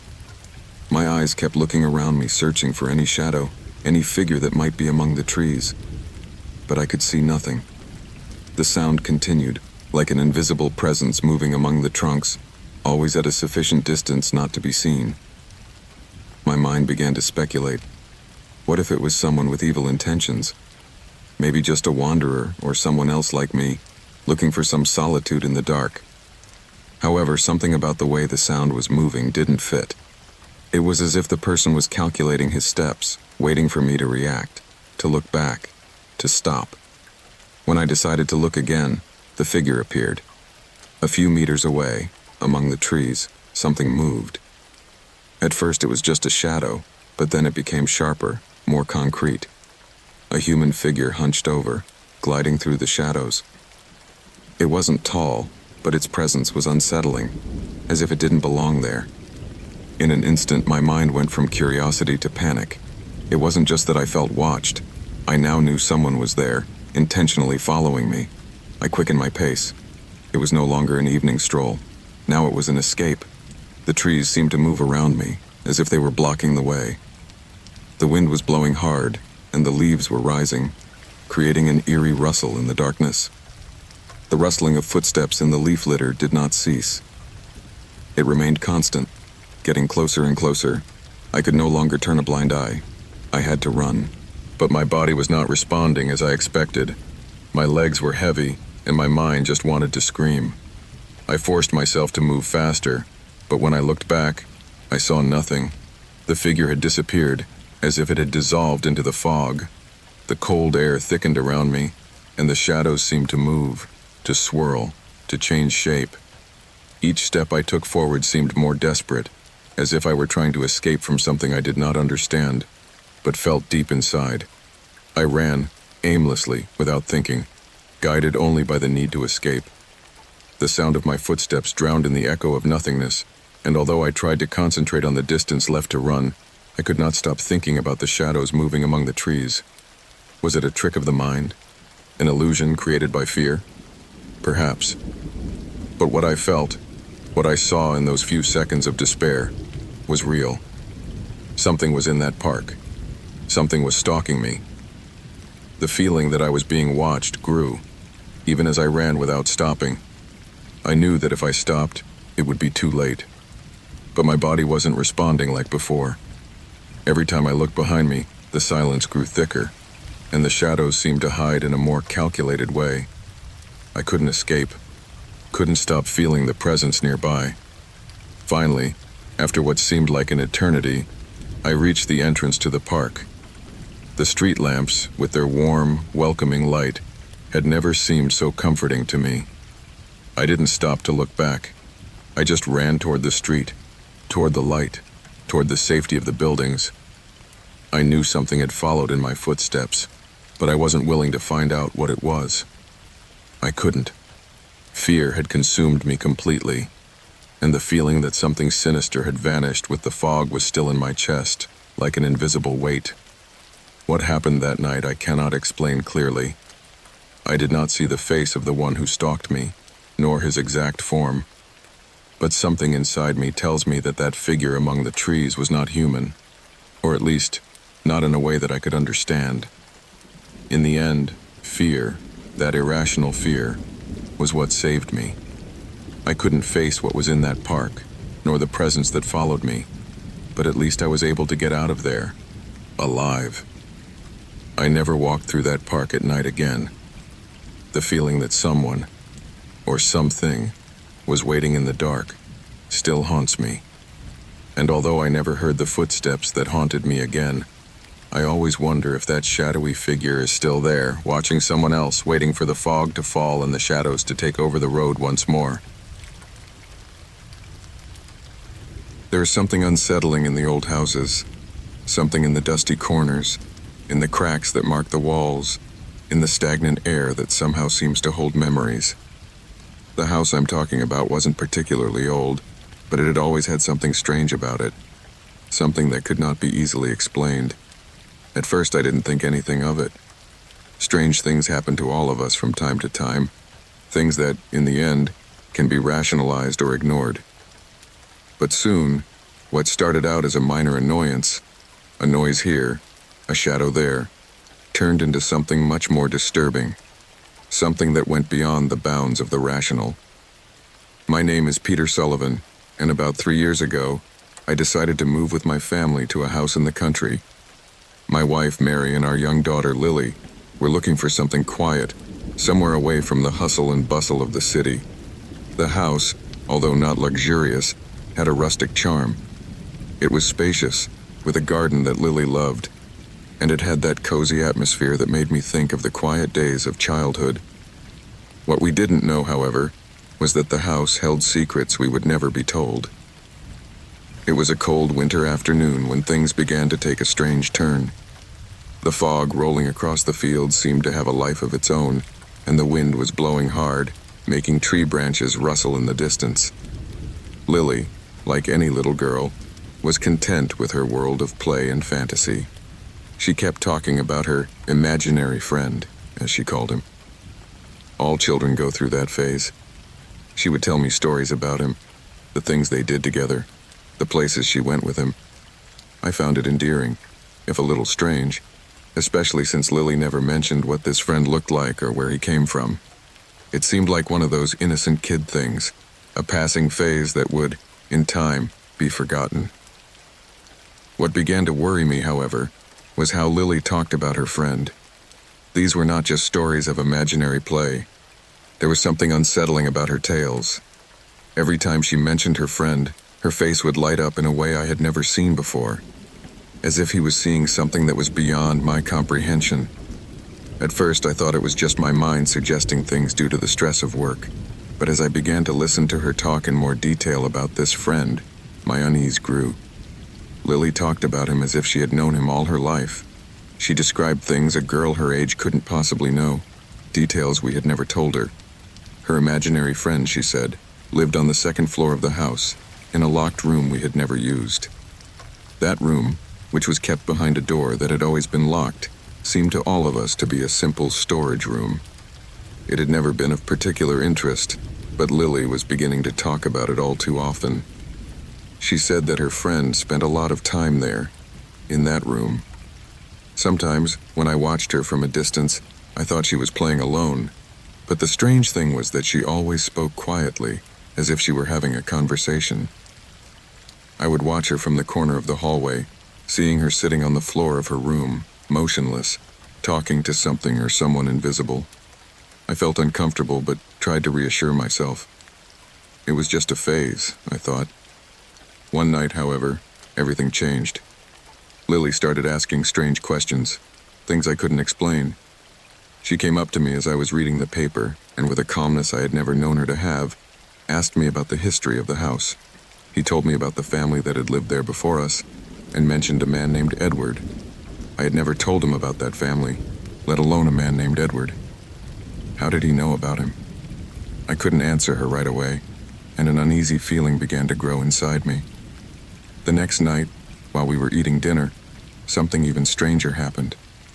Lily, as always, began to talk about her friend, but this time she didn't speak with the same joy as before. She was more serious, more concentrated. She mentioned Edward again, but this time she described him in much more specific detail. She told me that Edward lived on the second floor, in the locked room. He described how his friend used to sit in a chair by the window, looking out into the garden. I shuddered. How could he know that? There was absolutely nothing in that room to suggest that anyone was using it, let alone someone named Edward. What disturbed me most was the way she described his appearance. He said Edward was a tall, dark-haired man with eyes that seemed to always be sad.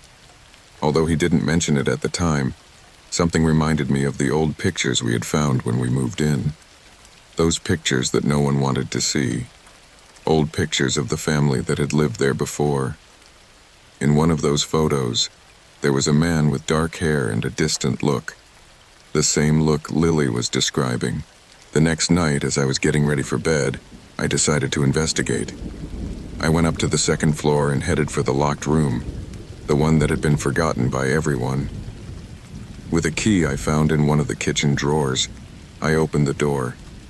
The air was thick and cold, and dust covered everything.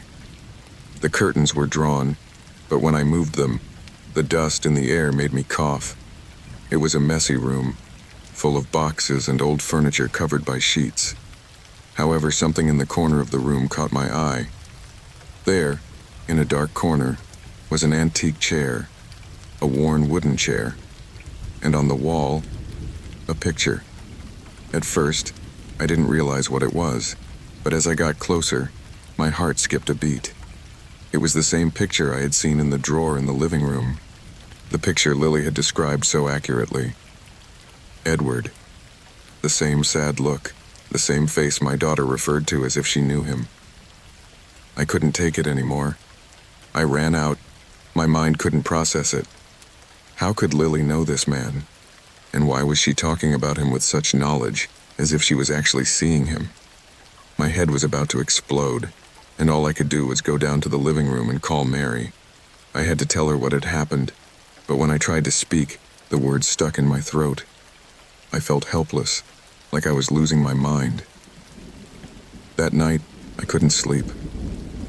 I spent hours tossing and turning in bed, thinking about what I had discovered.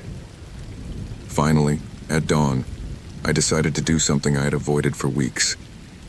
Talk to Lily. I had to know more.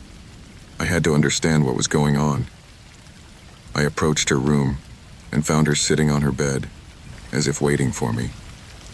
When she saw me, she smiled. But there was something about that smile that chilled my blood. It wasn't a childish smile. It was something else, something I couldn't identify. I asked him about Edward. I asked him about his friend. And to my horror, Lily began to describe everything with a clarity that could only come from someone who really knew him. She described how Edward had lived in the house years ago, how he had been a lonely man who isolated himself from everyone. And what chilled me was his last sentence, the one that gave me the answer I never wanted to hear. Lily looked at me with those big, serious eyes and said that Edward was waiting for someone to let him out, and that person would be her. That night, after closing the door to Lily's room, I headed to the basement, to the place where we kept old things. There, among the boxes of memorabilia, I found an old diary. As I opened it, Edward's words began to come alive. On its pages, he described his life in the house, his loneliness, his growing despair. And on the last page, something that chilled my soul. Edward had died in that house, alone, in that very room, years before. And in his last writing, he said he would not rest until he found someone to set him free. The next day, I called in the experts. The house was cursed, of course, but that was the least of it. What mattered was that for some inexplicable reason, Lily was the only one who could see Edward. And perhaps, by some dark and cruel fate, she was the only one who could set him free. We never lived in that house again. We moved out quickly, without looking back. But sometimes, when the fog covers the countryside and darkness envelops the world, I wonder if we ever really escaped. We live in a strange world, where reality sometimes dissolves in fog and shadows, where the boundaries between the rational and the inexplicable are more blurred than we would like to accept. I am not superstitious, nor do I believe in ghosts or forces beyond our comprehension. My life was quiet, normal, until a woman started appearing at my door. At first I thought it was a prank, mistaken identity, or some kind of mix-up. But what started as a minor inconvenience quickly turned into a nightmare. that haunts me even in my quietest thoughts. My name is Robert Heller. I live in an old, isolated house on the outskirts of town, surrounded by a forest that stretches as far as the eye can see. I had bought the house a couple of years ago, looking to escape the hustle and bustle of the city. He needed it, a refuge, a place where I could find myself again, away from the distractions of everyday life. The house was nothing much, a simple place with a somewhat untidy garden and a somber atmosphere that gave it a nostalgic air. At times, the wind blowing through the trees made the house sound as if it were alive. It was the kind of place that invites thought, reflection.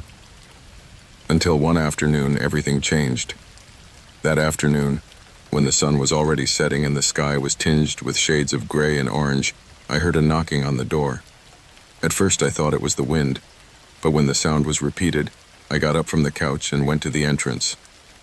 When I opened the door, there she was, a middle-aged woman with long dark hair, dressed in a black wool coat, with an air about her face that I couldn't identify. She stared at me, and before I could say anything, she spoke. "Robert," she said, using my name with an eerie familiarity. "It's me, your wife. I'm back." At first, I froze. I didn't know her. Her face was strange to me, though there was something in her gaze that looked familiar, as if I had seen that expression somewhere, sometime in my life. Anyway, I tried to remain calm. I explained that I had made a mistake, that I wasn't her husband, and that I didn't know any woman whose name was. I didn't know her name. I couldn't even get an idea of who she might be. She, however, did not seem convinced. Her face became serious and her voice firm. She would not take no for an answer. "Robert, you can't forget me. I am your wife. I've been looking for you for so long. You don't understand. I need you to let me in. I need to be with you." The situation baffled me. I didn't know how to react. At first, I tried to be polite to explain to her that there was a mistake, but she didn't move. She just stood there, looking into my house as if she was waiting for an invitation. When I tried to close the door on her, she stepped in. She didn't do it aggressively, but with a terrifying calmness, as if she really believed I was her long-lost husband. Finally, after several attempts to make her understand, the woman gave up and left. The door closed with a dull thud, but the question echoed in my mind. Who was she? How did she know my name? Why was she so sure I was her husband? That night, in my bed, I had trouble falling asleep. The shadows of the house lengthened in the darkness, and every creak of the floor or rustle of the wind made me more nervous. Memories of her gaze, of her words, kept rattling in my head. I didn't know if there was something real in all that, or if I had simply begun to hallucinate. The next day, everything went back to normal. Or so I thought. Until she came back. This time the woman appeared just before dusk. Her face was marked by a mixture of despair and sadness. She wouldn't let me speak. Again she insisted that she was his wife, that I had forgotten her. He begged me to let her in, that he could no longer bear to be outside. She said she had come back for me, for our love. I could not understand how she had forgotten me. My words were in vain. Every attempt to explain to her that I was not who she thought I was only made her more persistent, more determined. Her eyes became more intense, as if she were trapped in some kind of trance. Her insistence began to puzzle me more and more. It was no longer just confusion. It was something deeper, something that went beyond the limits of reason. I began to doubt myself. What if she really was my wife? The idea began to brew in my mind. The woman returned every night for a week, paler and paler, more and more exhausted. She didn't seem to eat, didn't seem to rest. She was obsessed, as if something was controlling her. I would try to go out, do anything to avoid her, but she seemed to know when I was going to be home. My life began to lose meaning. I couldn't concentrate. It was impossible to think of anything else. The image of that woman, Her voice, her words, took over my mind. The house felt colder, as if a shadow had settled in it. The air became thick, and the nights became endless. One night, as I was trying to sleep, I heard a noise at the door. My heart stopped. At first I thought it was the wind, but the sound persisted. I got out of bed, my hands shaking, and went to the door. When I opened it, I saw no one, only darkness. However, as I looked out into the garden, I saw a figure standing by the fence. It was her, the woman. Her silhouette was barely visible in the dim moonlight, and her face was covered by the shadow of the night. Without thinking, I ran towards her. Something inside me was pushing me to confront her, to understand what was going on. When I reached her, she turned and looked at me. Her voice, soft but firm, was the last thing I heard before it all faded away. "Robert, at last. I've found you. You can't leave." At that instant, a shiver ran down my spine. She wasn't who she said she was. Something wasn't right. I tried to pull away from her, but it was as if I was enveloped by a thick fog, as if reality itself had been distorted. The next day, everything went back to normal, or at least it seemed that way.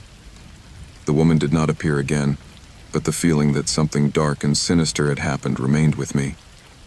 The house, which had once seemed like a refuge to me, now seemed like a prison.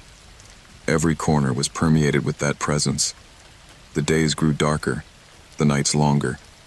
I felt watched, haunted, though I never saw her again. One afternoon, while going through some old papers in the basement, I found something that made me understand what was happening. A photo album, covered in dust, with one photo in particular that made me stop in my tracks. The woman. She was there, in the photo, with a familiar expression, but aged, different. In the photo, she was with a man with my face. My body began to tremble. The woman who had been stalking me was no stranger. She was someone who had been a part of my life, a long time ago. Someone who had died in an accident I had never talked about. Someone who had been trapped in some sort of limbo between life and death. The final piece of the puzzle fit when I read the date on the album, years ago, long before I bought the house. The woman had not come back for me, nor had she been looking for her lost husband. She had never let me go. And the house, that house I had thought was my refuge, was actually her prison. A place where the past could not die, where dark memories could not be buried. I never saw her again, but her presence is still with me.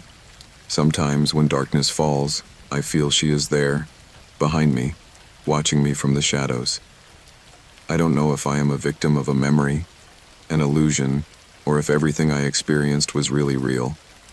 But now, every time I walk through the door, I can't help thinking of her, the lost husband.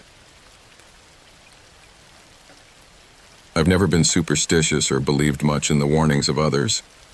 I've always been the kind of person who thinks that bad experiences are just accidents, that horror stories are just tales to scare children.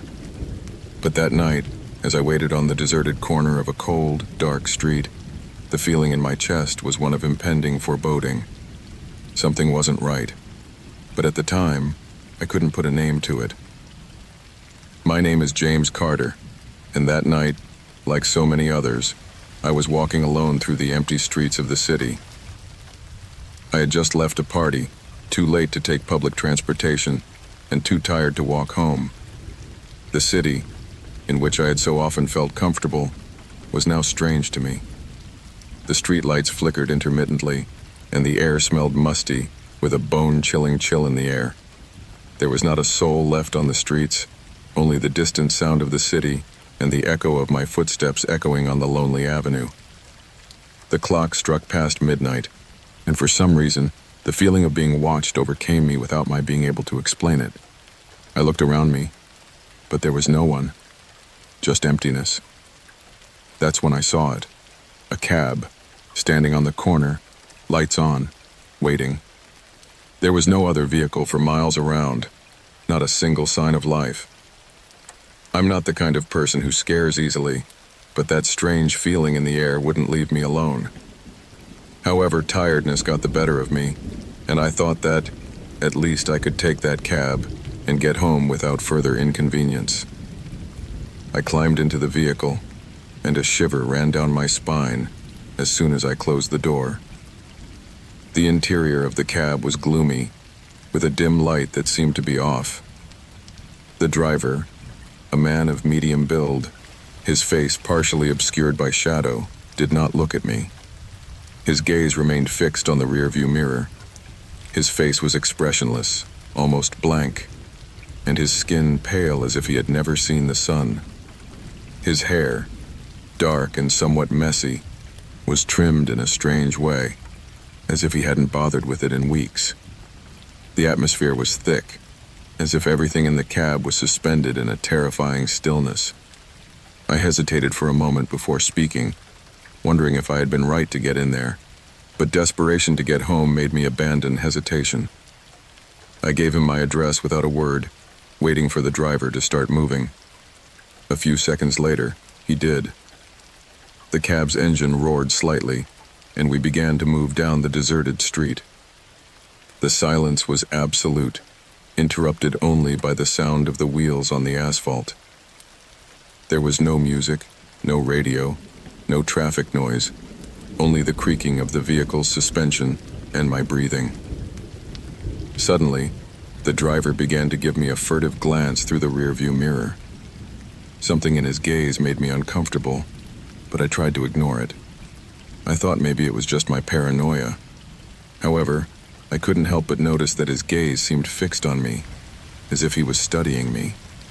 The cab turned a dark corner, heading away from the busier parts of town. My mind began to warn me, an inner cry for me to pay attention. The streets were increasingly desolate, and the city seemed to be left behind. Buildings that were once familiar now became dark and distant, and the streetlights flickered intermittently, as if trying to shut off altogether. Every turn of the vehicle took me further away from the safety of the city. I tried to calm myself, to think that perhaps the driver was simply taking a shortcut, but something in the air, something in the way the shadows seemed to move around the cab, told me that all was not well.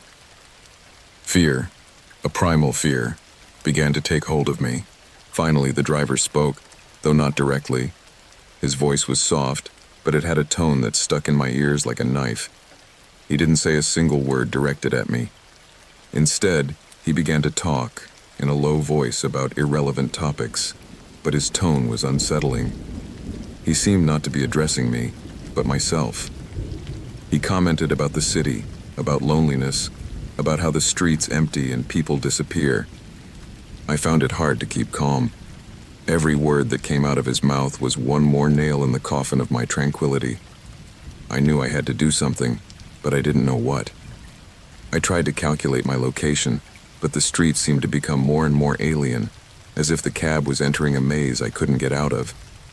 Then, as the cab turned onto an even darker street, with barely a couple of lights in the distance, unease turned to terror. My survival instinct began to scream.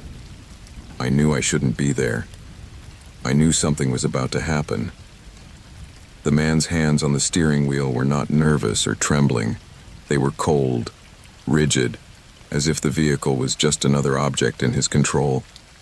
In an instant of clarity, my mind jumped to the conclusion. This was no ordinary ride. This was no ordinary driver. I didn't know if he was a madman, a criminal, or worse, but my whole being told me that I had to escape before it was too late. I quickly looked out the window, looking for some way out, but we were surrounded by old, abandoned buildings. The street was getting emptier and emptier, and the shadows were lengthening like tentacles, taking shape in every corner. I knew time was running out. I didn't have many options. My mind began to work fast. There was only one way out. The cab door. But something told me that if I did, it would be too late. The driver was watching the road, but his reflection in the mirror showed me a crooked smile. It was a strange, unnatural smile, as if he was enjoying the fear that was beginning to invade my thoughts. It was not a human smile. It was a smile of a being that had seen more than a man should see. Suddenly, without a second thought, my hand slid to the doorknob. The coldness of the handle ran across my skin. I couldn't wait any longer. I flung the door open, leaping out onto the moving asphalt. The cab didn't slow down, didn't hesitate. The driver, his face impassive, simply continued driving, as if it was all part of a perfectly orchestrated plan. I fell hard to the ground. The impact knocked the wind out of me. But I got up quickly, without looking back. I ran without thinking, my footsteps echoing on the cold, deserted pavement. I didn't know where I was going. I just knew I couldn't stop. My heart was beating a mile a minute, fear burning my throat. Every step took me further away from that damned death machine. I kept running until I reached a brighter area, where I finally found a couple walking down the street. I yelled out to them, not realizing the words, but they looked at me in confusion. They couldn't understand the urgency in my voice, but they walked with me until we found a payphone. I called the police, but when I described the cab and the driver, they told me they had no record of a vehicle with those characteristics. No one in town seemed to know anything about it, and of course there was no trace of the cab. The police could never find it. They couldn't trace the cab or the man who was driving it. I never knew what really happened that night. But ever since then, every time I get into a cab or even when I pass through certain dark streets, I feel a pressure in my chest. Something in my mind keeps reminding me that somewhere in the city, that driver is still waiting. And that, perhaps, it was no coincidence that I got into his cab that night. I never thought that an inheritance could change my life so much. What I had been promised as a gift, a chance to start over, became a curse that marked the beginning of my end. I still remember the day I received the news. My Aunt Violet had died. I didn't know her very well, really. She had been estranged from the family for years, and I barely remembered her face. I had heard rumors about her strange life, about the things she liked, and the things that kept her away from all of us. But I never imagined that her legacy would end up falling on me like this. The lawyer called me one cold October morning, when the wind was already starting to announce that winter was coming. He told me that he had been named heir to his house on the outskirts of town, a dusty old mansion that he said had never been sold or altered. "It's intact," he told me, as if that were relevant. And in a way it was. An intact house, in a city that was changing at the speed of light, was an heirloom. "It's yours, if you decide to keep it," the lawyer continued, as if he had to make me an irrecusable offer. I wasn't sure what to do. I had a stable life in the city, a job, friends, a routine, but something inside me told me that accepting the inheritance might be the right thing to do. After all, the house cost me nothing, and maybe I could sell it, or at least explore it a little. So I made the decision. I went to see the house. When I arrived, the mansion greeted me like a shadowy figure in the gloom of dusk. The air was cold and heavy, and the dry leaves crunched under my boots. The house was of ancient architecture, with large windows that let in little light, and a cluttered garden that had taken over the surroundings. Everything seemed to be covered by a layer of dirt and neglect.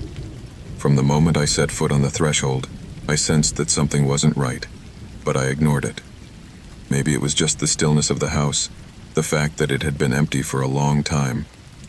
I went through the rooms one by one.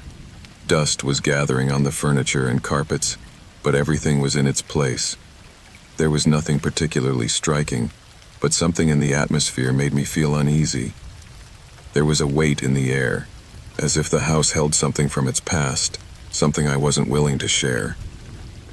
As I walked down the hallway, my eyes stopped on a door at the end. The attic. I never liked attics. Those dark and closed areas, always full of forgotten things, of secrets covered by cobwebs and dust. But that door attracted me, almost as if it was inviting me. I decided I'd better investigate. After all, it was my home now, and I couldn't let fear get in the way of my curiosity. I cautiously climbed the stairs, the creaking of the wood beneath my feet echoing in the stillness of the house. Reaching the bottom, I found the door to the attic. It was old, dark wood, with a small padlock locking it. It wasn't just any padlock. It was an old one, worn by time, but strong enough to suggest that someone didn't want it opened. I tried to open the door, but the padlock wouldn't budge. I felt something urging me to force it, as if I couldn't leave the house without first knowing what it was hiding. I looked for something in my pockets and found a screwdriver, with which I tried to remove the padlock. It wasn't easy, but finally, the metal gave way, and the door opened with a dull sound, as if something inside was releasing. At first, I saw nothing. The darkness was thick, almost tangible. But as the light from the flashlight I carried began to move around the attic, I saw what was inside. A box. It was not just any box, but a large one, made of old wood, with strange inscriptions engraved on its surface. It looked like something inside had kept it locked for years. My heart beat faster. Something wasn't right. Why was that box there? Why had someone gone to such lengths to make sure it wouldn't open? I approached it slowly, the weight of uncertainty pressing down on my chest. I couldn't take my eyes off the inscriptions. They seemed handwritten, with a precision that bordered on the obsessive.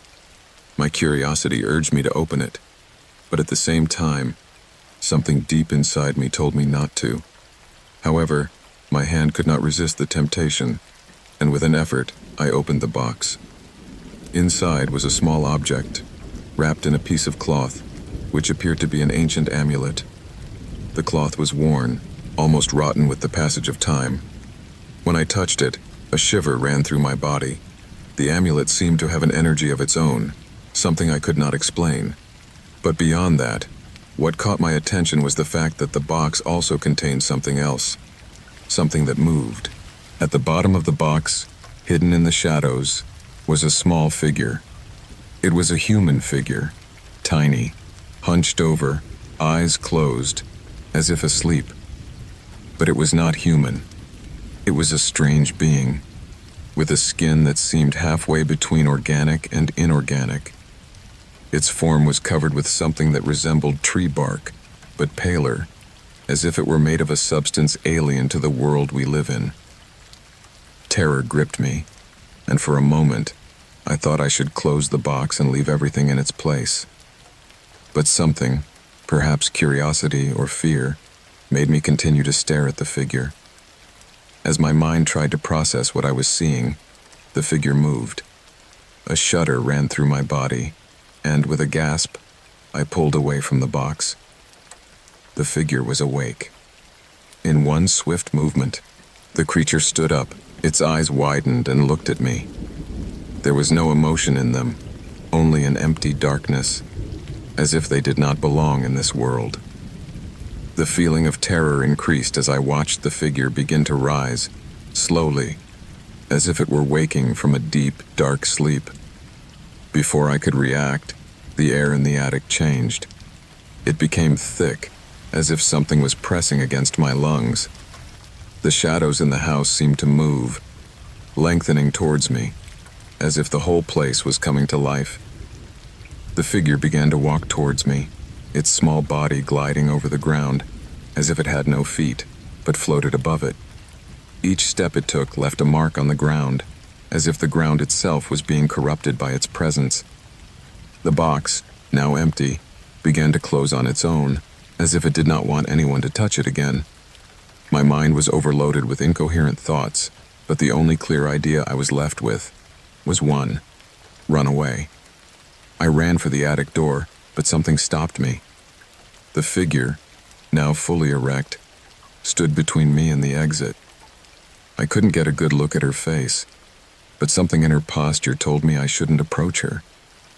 Something in her movement, in the way she was approaching, was dangerous, deadly even. Finally, without further thought, I threw myself through the attic window, breaking the glass and falling to the floor below. I didn't feel the pain of the fall, nor the impact on my body, only the urgent need to escape.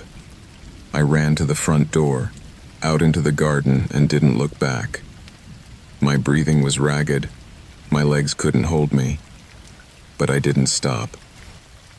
That night, as I fled, I felt that something was watching me, that the shadow I had released was following my trail. And though I tried to escape, though I left the house behind, I could not shake the feeling that someone was following me.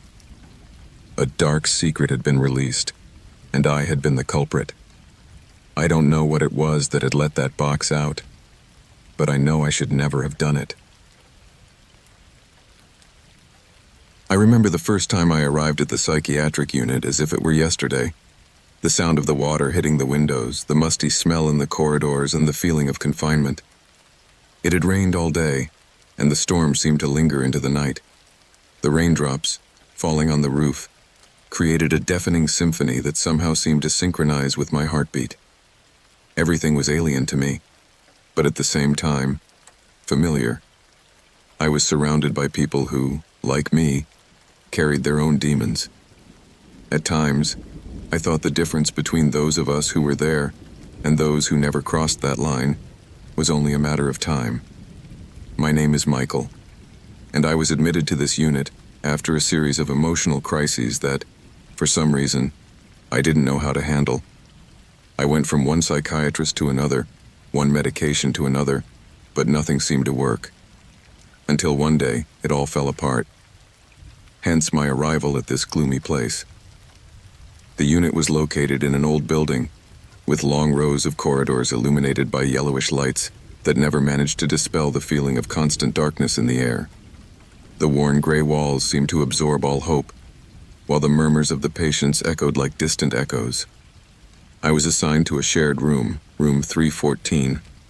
My roommate, Rebecca, was everything one might expect from a person in such a place. Pale, with long, messy hair and deeply vacant eyes. She always seemed lost in thought, staring straight ahead without really seeing anything.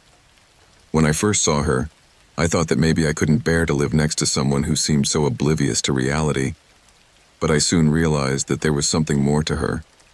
Something that wasn't so obvious to the naked eye, but was slowly beginning to surface. At first, I tried to stay out of it. I spent my days observing, thinking, trying to find a way to understand what had happened in my life. But Rebecca wouldn't leave me alone.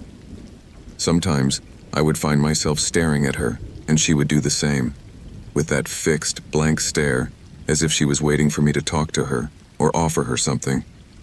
I preferred not to, but her eyes followed me, always so penetrating, so haunting. One afternoon, after a particularly heavy rain that had left the streets soaked, I came upon a strange scene. Rebecca, who normally went about her days without showing much interest in what was going on around her, had begun to behave strangely. She was up, walking around the room with erratic steps. Her hands were moving quickly, as if she was looking for something. She didn't seem to notice me watching her. At first I thought maybe she was in some sort of episode, something that happened frequently in the unit. But upon closer observation, I realized that this was not an anxiety attack or an emotional breakdown. There was something else, something disturbing. Rebecca approached her bed and began going over every nook and cranny of her mattress, unraveling it with frantic speed. The way she searched the folds of the sheets made me uncomfortable, as if she was looking for something she wasn't supposed to find. And then, with an almost inaudible sigh, he began going through the drawers of his nightstand over and over again, with an intensity that chilled my blood. For days I noticed that his behaviors became more erratic. He would wake up in the middle of the night and start pacing the room, staring blankly and distantly. What was worse was that, at times it seemed as if he was whispering something, but I couldn't hear clearly. Her body language was full of tension, as if she was afraid of being watched. Every time I tried to sleep, I felt that pressure in the air, as if she was on the verge of doing something terrible. One night, the storm raged with such force that the thunder rumbled like roars in the sky. I couldn't sleep, and the sound of the rain kept me restless. I looked around and saw Rebecca's silhouette standing erect, as if waiting for something. Her eyes showed no emotion, but her breathing was quickened. A shiver ran through my body. I turned to the opposite side of the bed, but I couldn't help but hear the sound of something metallic being moved. When I looked again, I saw that she had opened one of my drawers and was rummaging through my belongings. I stood up quickly, and as I approached, I noticed her hands were shaking. When she saw me, her face distorted into an expression of rage. Her eyes widened, and her mouth opened slightly, as if she wanted to say something, but she failed to utter any coherent sound. For some reason, I did not confront her. Instead, I stood still, silently observing. The fear I felt was not just from her actions, but from something much deeper. There was something in her eyes, something I couldn't understand. He seemed to see me as a threat, as if everything that had been happening was part of a larger plan, something I couldn't understand. However, he did nothing more. He slowly moved away from my bed, went back to his mattress, and lay on it as if nothing had happened. The next day, I noticed that my belongings had been touched, moved. Some were even missing. Items that had always been in their place were gone. My watch, my wallet, and some personal documents were no longer in place. And worst of all, the same uneasy feeling persisted in the room. Rebecca didn't seem to be aware of what had happened, but there was something in her eyes that made me doubt her intentions. My growing distrust led me to search my room more thoroughly. As I scoured the place for anything missing, I noticed a metal box sitting on Rebecca's nightstand. It was small, dark in color, with engraved details that looked antique. Without much thought, I reached over and tried to open it. At first it resisted, but eventually gave way, revealing contents that chilled my blood. Inside the box were a number of personal items, some mine, but others I didn't recognize. I received a sharp punch in the stomach, as if someone had hit me directly in the heart. Among the items were old photos, letters I had never seen, and most disturbing of all, a key. The key had a familiar ring to it, but I couldn't remember which lock it belonged to. At that moment, I understood that something much darker was going on in this unit. Rebecca's erratic movements were not just the result of a broken mind.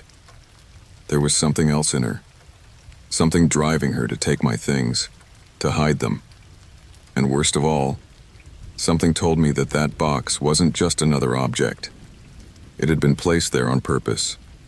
Maybe it was the starting point for something that had been planned for a long time. From that day on, my life in room 314 became a nightmare. Every night, Rebecca became more unpredictable, and every morning I woke up with the feeling that something had changed, that she had taken something else. The days blurred, and the rain never let up, creating an atmosphere of constant despair. Finally, one early morning, when the wind was howling loudly, I heard a sound coming from her bed. I turned slowly, and there she was, standing there, eyes wild. She approached me with a slowness that made me think it was all a dream. But it wasn't. Before I could react, Rebecca looked at me with those vacant eyes, and her hand reached for my neck. Without thinking, I got up and ran for the door, struggling to get out of the room. I ran down the halls, my footsteps echoing in the silence as the rain continued to pound on the glass of the windows. My mind was completely overwhelmed with terror.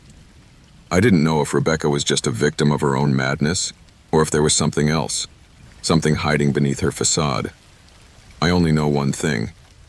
I should never have opened that box. And the worst thing is that I still don't know if I really managed to escape. The sky was dark, covered by a blanket of clouds so thick that it seemed as if the whole world had been plunged into a nightmare. The wind was rising in violent gusts, making the branches of the trees shake wildly, as if the whole forest was breathing uncontrollably. The rain pounded the roof of the vehicle hard, creating a symphony of thudding noises that only increased the tension in my chest. It was our second night camping, and although the place had been recommended by several friends, something was not right. The heavy air, the mist emerging from the ground in the early afternoon, and above all that uncomfortable feeling, as if we were not alone, made my hair stand on end. I repeated in my head that it was just paranoia, that the unusual weather, the cold and the darkness would play on my nerves. Still, I couldn't help but fret. My wife, Emily, was sitting next to me, immersed in her own silence. I knew she wasn't as calm as she was trying to appear. I could see her hands squeezing the sleeves of her sweater tighter than usual, her eyes staring unfocused through the window, as if she expected to see something move in the darkness. Sometimes, I felt like I was reading his mind, as if we shared that same dull fear settling in the air. The vehicle's radio, an old and disconnected long-wave radio that served no purpose, emitted static with a monotonous frequency. The light from the flashlights we had placed inside reflected faintly off the walls of the car, creating shadows that danced to the rhythm of the wind. Through the rear-view mirror, I watched the diffuse lights of the other tents and vehicles in the distance, although no one could be seen moving. Everything seemed strangely still. The rain began to fall harder, and the sound of the drops on the metal of the vehicle intensified, a constant clattering that became deafening. I leaned back against the seat, trying to relax, when suddenly something changed. A noise in the distance, faint but unmistakable. A rustling sound, as if something heavy was treading on the wet leaves of the nearby forest. I looked at Emily, but said nothing to her. I knew she was hearing the same thing I was. The rustling sound was repeated, closer this time. A sound that could not be mistaken for wind or the play of branches from the storm. It was a solid, deliberate noise. Something or someone was approaching. The tension in my chest grew, and unable to help it, my breathing quickened. I looked through the mirror again, trying to make out something in the haze, but everything was blurry, as if the shadows of the storm were swallowing any hint of clarity. Emily shrank a little more in her seat, her face now visible in the dim light, pale and worried.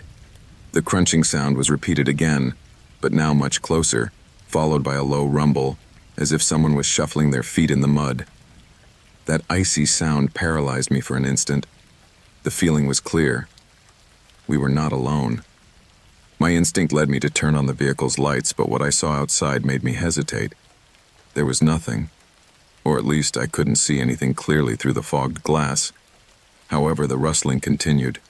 That's when we heard it again, louder, this time coming from the rear, near the wheel. My heart pounded, and sweat began to soak my forehead. I looked at Emily. Her face was completely unfocused. Her eyes, as big as saucers, stared at me without a word, as if she was begging me to do something, as if her fear was conveying her fear to me. I decided to open the door, as absurd as it seemed. Maybe a gust of air would clear my mind, or maybe I just wanted to get out of that car that was beginning to feel like a prison. As I did, the rain hit me hard, drenching me instantly, but the cold air didn't cool the fear that was taking control of my body. With flashlight in hand, I took a step outside, but at that precise moment, a sharp, distant sound echoed through the forest. Something rustling, as if 1,000 branches were breaking at the same time. I looked around, my breath hitching. The light from the flashlight struggled against the fog, but I could find nothing, only distorted shadows moving in the wind. I felt a shiver run down my spine. I walked back to the car, closing the door quickly, as if the storm had given me a warning. Emily stared at me, and without a word, started to pull the key out of the ignition, shivering. Then we heard it again, closer this time, even louder. It wasn't the sound of the wind or any animal. It was the clear and forceful sound of a human footstep. Heavy, shuffling, as if someone was dragging their feet, approaching with deliberation. I turned to Emily, who was visibly trembling, and told her not to open the windows, though I already knew none of that mattered. The feeling that someone or something was watching us was overwhelming. Fear gripped me with each passing second. The rain lashed furiously on the roof of the vehicle, but a deeper, deeper sound interrupted the storm. A whisper, almost imperceptible, that came from somewhere nearby. It was not a human voice, not a sound I could identify. It was a strange vibration, as if the air itself was whispering something. Was someone out there? The answer was obvious, but my thoughts were clouded as I couldn't figure out what was going on. What kind of human or creature would shuffle like that in a stormy forest? Without warning, a thud sounded at the back window. Something hit hard, fast, almost furiously. Emily screamed and jerked back, eyes wide open, staring into the back of the vehicle. I couldn't take it anymore. My mind was caught between despair and fear. I grabbed the car keys in my sweaty hands and started the engine. The sound of the engine roared into the night, but the creaking persisted. The vibration of the back glass, as if someone was pressing against it. Quickly, I turned the steering wheel and began to maneuver the vehicle, not thinking about the road or the danger of getting out of there in a hurry. Emily was still silent, almost mesmerized by terror. The car moved forward over the wet ground, as the sound of ever closer footsteps enveloped us. Suddenly, ahead, through the rain, I saw a shadow crossing the road. A tall, thin being. It seemed to crawl with rapid movements, as if it were fleeing or stalking. I was not sure. Fear clouded my vision, and without thinking, I turned left to avoid it. I stepped on the accelerator, and for a moment, I felt that my whole body was completely out of control, that the machine and my mind were nothing more than instruments of flight. A few minutes passed that seemed like hours before we reached a clearing. The storm, though still raging, seemed farther away now. The atmosphere was no longer so charged. But the weight in my chest did not go away. I looked at Emily. She was pale, but at least she no longer looked so terrified. The rain was falling more lightly, and the wind was slowly calming down. Still, the thought that haunted my mind would haunt me for days, maybe forever. What had been lurking in the darkness? What unknown being was moving in the storm? I would never know the answer again. And though we managed to escape that night, the fear did not dissipate. Something was out there, watching us in the storm, and we knew we would never be that safe in the darkness of the forest again. The rain pounded against the window with a persistence that made me nervous, as if the weather was trying to remind me of something I didn't want to remember. The sound of the water falling incessantly on the roof and the glass generated a monotonous background that made me more and more uneasy. But the real discomfort came not from the storm raging in the outside world, but from the person I was sitting in that room with. Jason was someone I had met briefly during my college years. We weren't close friends, but our lives crossed paths a few times in hallways, parties, and eventually on social media. I guess it all started as an innocent promise. He had contacted me weeks earlier, explaining that he was going through a difficult time, battling his inner demons. He asked me to come with him to spend a couple of days at his apartment to help him out of that downward spiral that seemed to be swallowing him up. I felt sorry for him. At first, it seemed like a noble cause. I wanted to believe that I could help him, although I wasn't sure how. The first day was relatively uneventful. We ate pizza, drank beer, and talked about what had been going on in his life. Jason was never an overly outgoing person, but that afternoon he seemed more relaxed than usual, as if someone's presence put him at ease for a moment. However, there was something in his gaze, something dark, that kept me wondering if everything was really all right. The hours passed slowly, and after a while, we sat on the couch, the lights off, and the only illumination coming from the television that cast eerie shadows on the walls of the apartment. The storm outside was beginning to intensify, as if the weather was taking a more active role in what was happening inside the apartment. It was then that Jason began to speak in a different way. It wasn't an abrupt change, but the way his words flowed made me feel like something wasn't right. It was as if his voice was trembling, but at the same time becoming deeper, heavier. He talked about his childhood, the people he had known, his family. The stories began to take on an increasingly strange tinge, as if he were recounting a horror novel instead of real events. He remembered nights when he would lie awake, staring out the window as he saw lights flickering in the distance, lights that seemed to have no origin, He said he had always had a special sensitivity, something that connected him to what he called the other side. At first, I thought it was some kind of macabre joke, something to take the heat off the situation and break the ice. But there was no trace of humor in his voice, and his eyes showed none of the spark of irony that usually accompanies made-up horror stories. Jason talked about the strange occurrences he had experienced in his life, voices in his head calling his name in the middle of the night, shadows creeping down the hallway when everyone was asleep. He had reached a point where he could no longer distinguish reality from fantasy. Everything around him seemed a blur, as if the world was slowly falling apart and he could do nothing to stop it. As I recounted these events, something began to rise up inside me, an uncomfortable, almost tangible feeling that enveloped me and left my skin bristling. His eyes became darker, more lost in himself, and from time to time his hands would tremble. I couldn't help but notice how his behavior became more erratic, as if he couldn't contain everything that was about to burst inside him. By the time the rain began to fall harder, covering the sound of the storm with the sound of thunder, the atmosphere in the apartment became unbearably dense. Shadows seemed to lengthen, warping on the walls, and the flickering light from the television cast strange figures moving chaotically. Jason, sitting next to me, seemed to be deep in his own dark thoughts. The murmurs coming out of his mouth intertwined with the sound of the rain, creating an eerie feeling that we were not as alone as I thought. Suddenly, he jumped up from the couch and without warning began pacing the apartment, touching the walls with his fingertips as if searching for something invisible that only he could see. His body moved with a strange stiffness, and his every step echoed as if he were in a nightmare from which he could not wake up.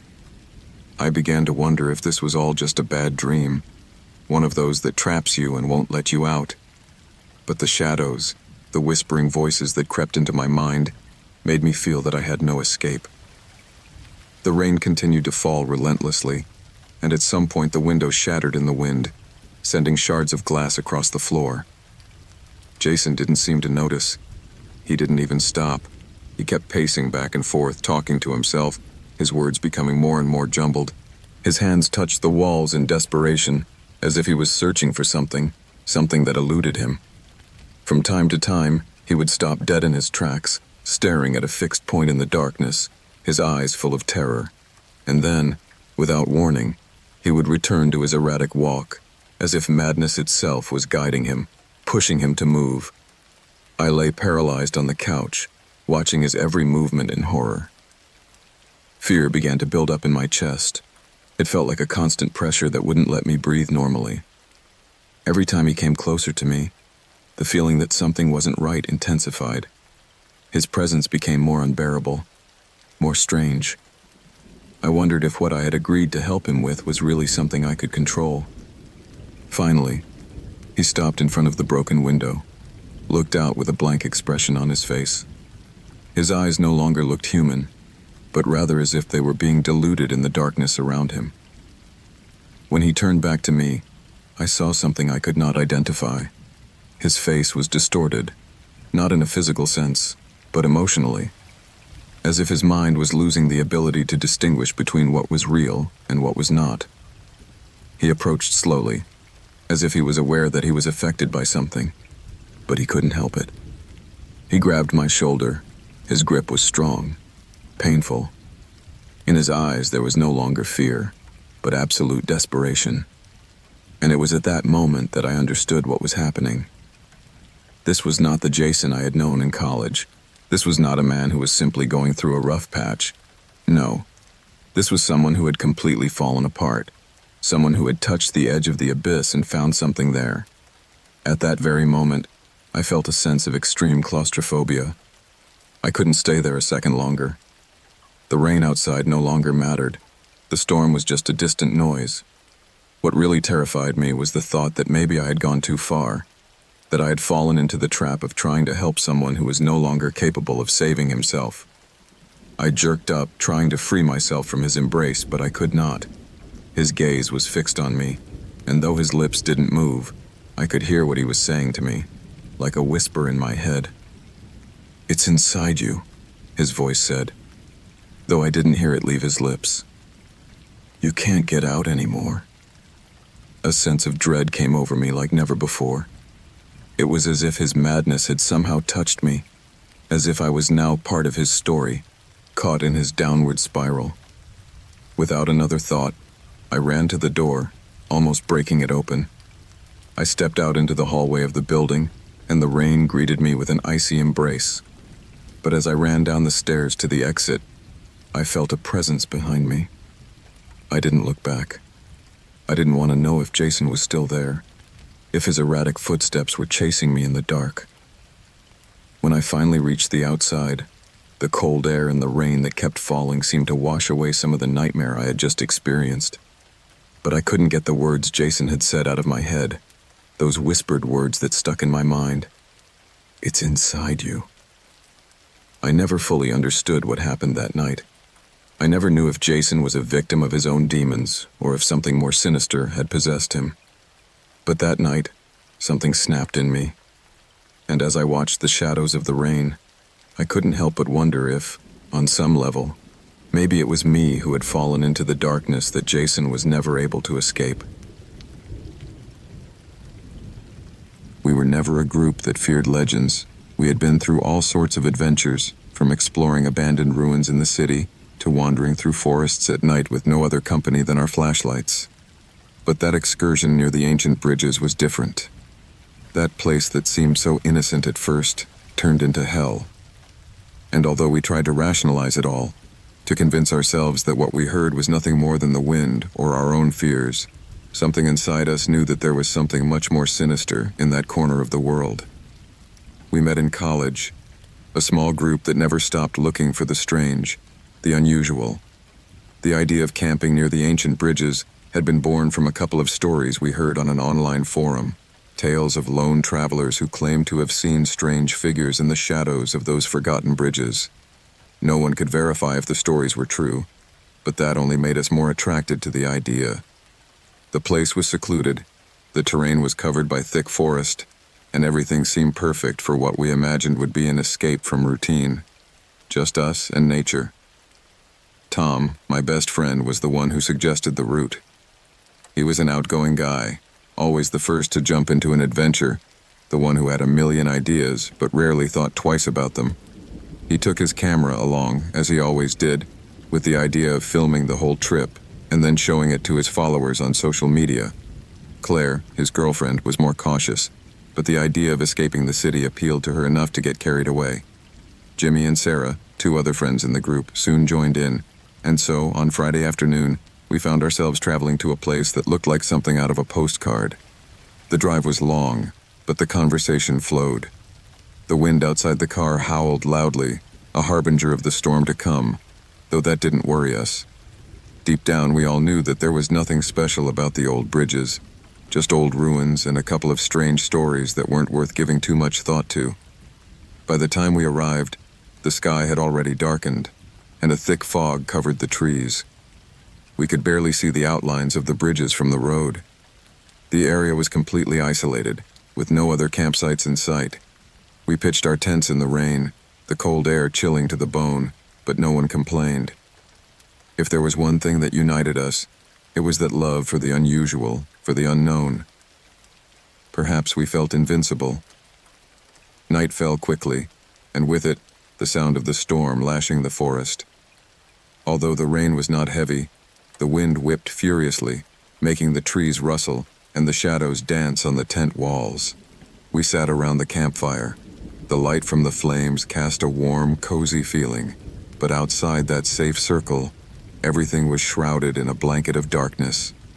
As the wind picked up, branches fell with a clatter, and the sound of bridges, old and corroded by time, creaked in the distance, as if they were talking to each other. We had only been there a few hours, but the place was already beginning to feel strange. The way the wind was buffeting the structures, how the echo of our own sounds seemed to be amplified in the void. It all blended together in an eerie way.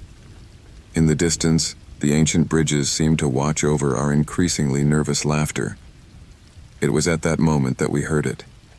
It wasn't a clear sound at first, just a sort of murmur. I couldn't make out what it was, but it was strange enough to stop us all in our tracks. It was as if something, or someone, was singing far, far away, somewhere we couldn't see. It wasn't a clear melody, more like a murmur of muffled voices, as if hundreds of people were whispering in unison, far away from where we were. We all looked at each other, searching for a logical answer. It was probably the wind, wasn't it? The trees, the taut ropes of the tents. Maybe something was moving with the storm. But then, the murmur became something more distinct. Clear, yet distant voices that seemed to rise above the wind, almost as if they were singing. The feeling in the air changed immediately. The warm, cozy atmosphere we had created with the campfire vanished, and in its place, a heaviness came over us, as if something was watching us from the shadows. Tom was the first to get up, assuring us that he would go investigate.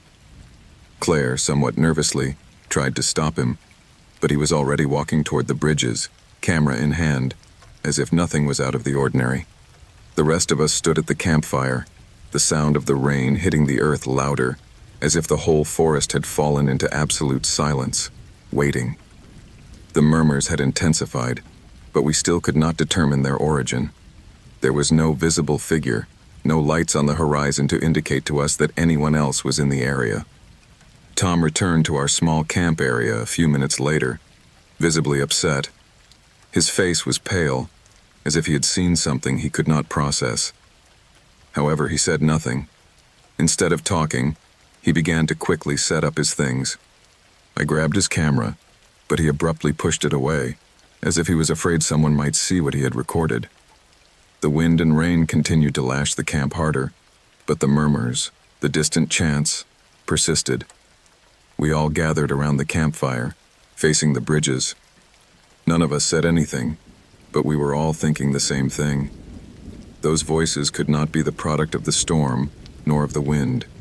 There was something else there, something that was communicating with us, or at least watching us.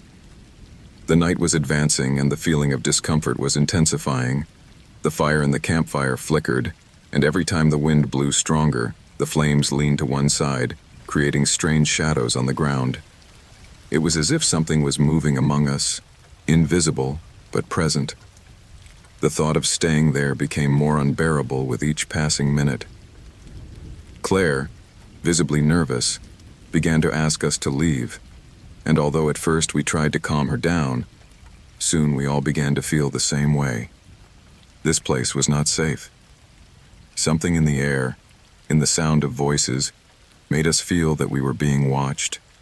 The atmosphere was too dense, as if the place itself was charged with presences from other times, with stories we should never have known. The ancient bridges in the distance stood like sentinels of a forgotten era, but what lurked in their shadows was something we would rather never have encountered. We gathered our things quickly, hands shaking as we packed up tents, sleeping bags, whatever we could. The murmurs continued, but now they seemed to come from everywhere, surrounding us, infiltrating our minds. We felt we were being watched, as if we were not welcome. Suddenly, the air became even thicker. I don't know if it was fear, tension, or something else, but the outside world seemed to have completely shut down, and all that remained was that distant echo of voices, as if calling us from somewhere beyond time. We ran to the car, the rain pelting our faces, the wind blowing hard behind us. The vehicle's engine roared as it started, and when we finally got out of that place, the storm seemed to have died down. The murmurs faded, but an uneasy feeling remained with us, heavy, like a shadow we couldn't shake. As we drove back home, the silence in the car was absolute. No one said a word. No one needed to. We all knew that what we had heard that night was not a figment of our imagination. Those voices, that distant singing, belonged to something much older, something that had been waiting on the ancient bridges in the shadows until we arrived, something that, for some reason, we did not want to understand. The storm ran its course, but in our minds, the echo of that night stayed with us, a constant whisper that we would never forget. The rain started pounding on the windows shortly after I settled into bed. It wasn't a heavy storm, but the sound of the falling water, mixed with the wind rattling the branches of nearby trees, had a calming effect. It was the kind of night when you feel safe, wrapped in the warmth of home, listening to the storm from the comfort of your bed. Emily was already asleep next to me, her breathing calm and steady. There was nothing to predict what was about to happen. Suddenly, something woke me up. It wasn't a loud noise or anything I could identify at first, just a strange sensation. At first, I thought it was a dream, or perhaps the echo of the storm playing with my half-asleep mind. But then something clearer penetrated the darkness of the room. A rustling sound. The sound was coming from the first floor of the house, something that shouldn't have been there. Perhaps the sound of a falling branch or some other casual noise from the house. But no, it couldn't be that simple. The uneasy feeling settled in my chest like a constant pressure. My breathing quickened and I stood still, listening intently. The darkness of the room seemed to take over as I waited, my mind working at full speed, but finding no logical answer. Another creak, louder this time. And then, a slight vibration in the air, as if something or someone was moving through the house. I got out of bed slowly, not wanting to wake Emily, but fear had already settled on me like a shadow. My heart was pounding, the sound ringing in my ears as I slipped across the room into the hallway. The wooden floor creaked under my feet as I walked, and the feeling of vulnerability grew more intense.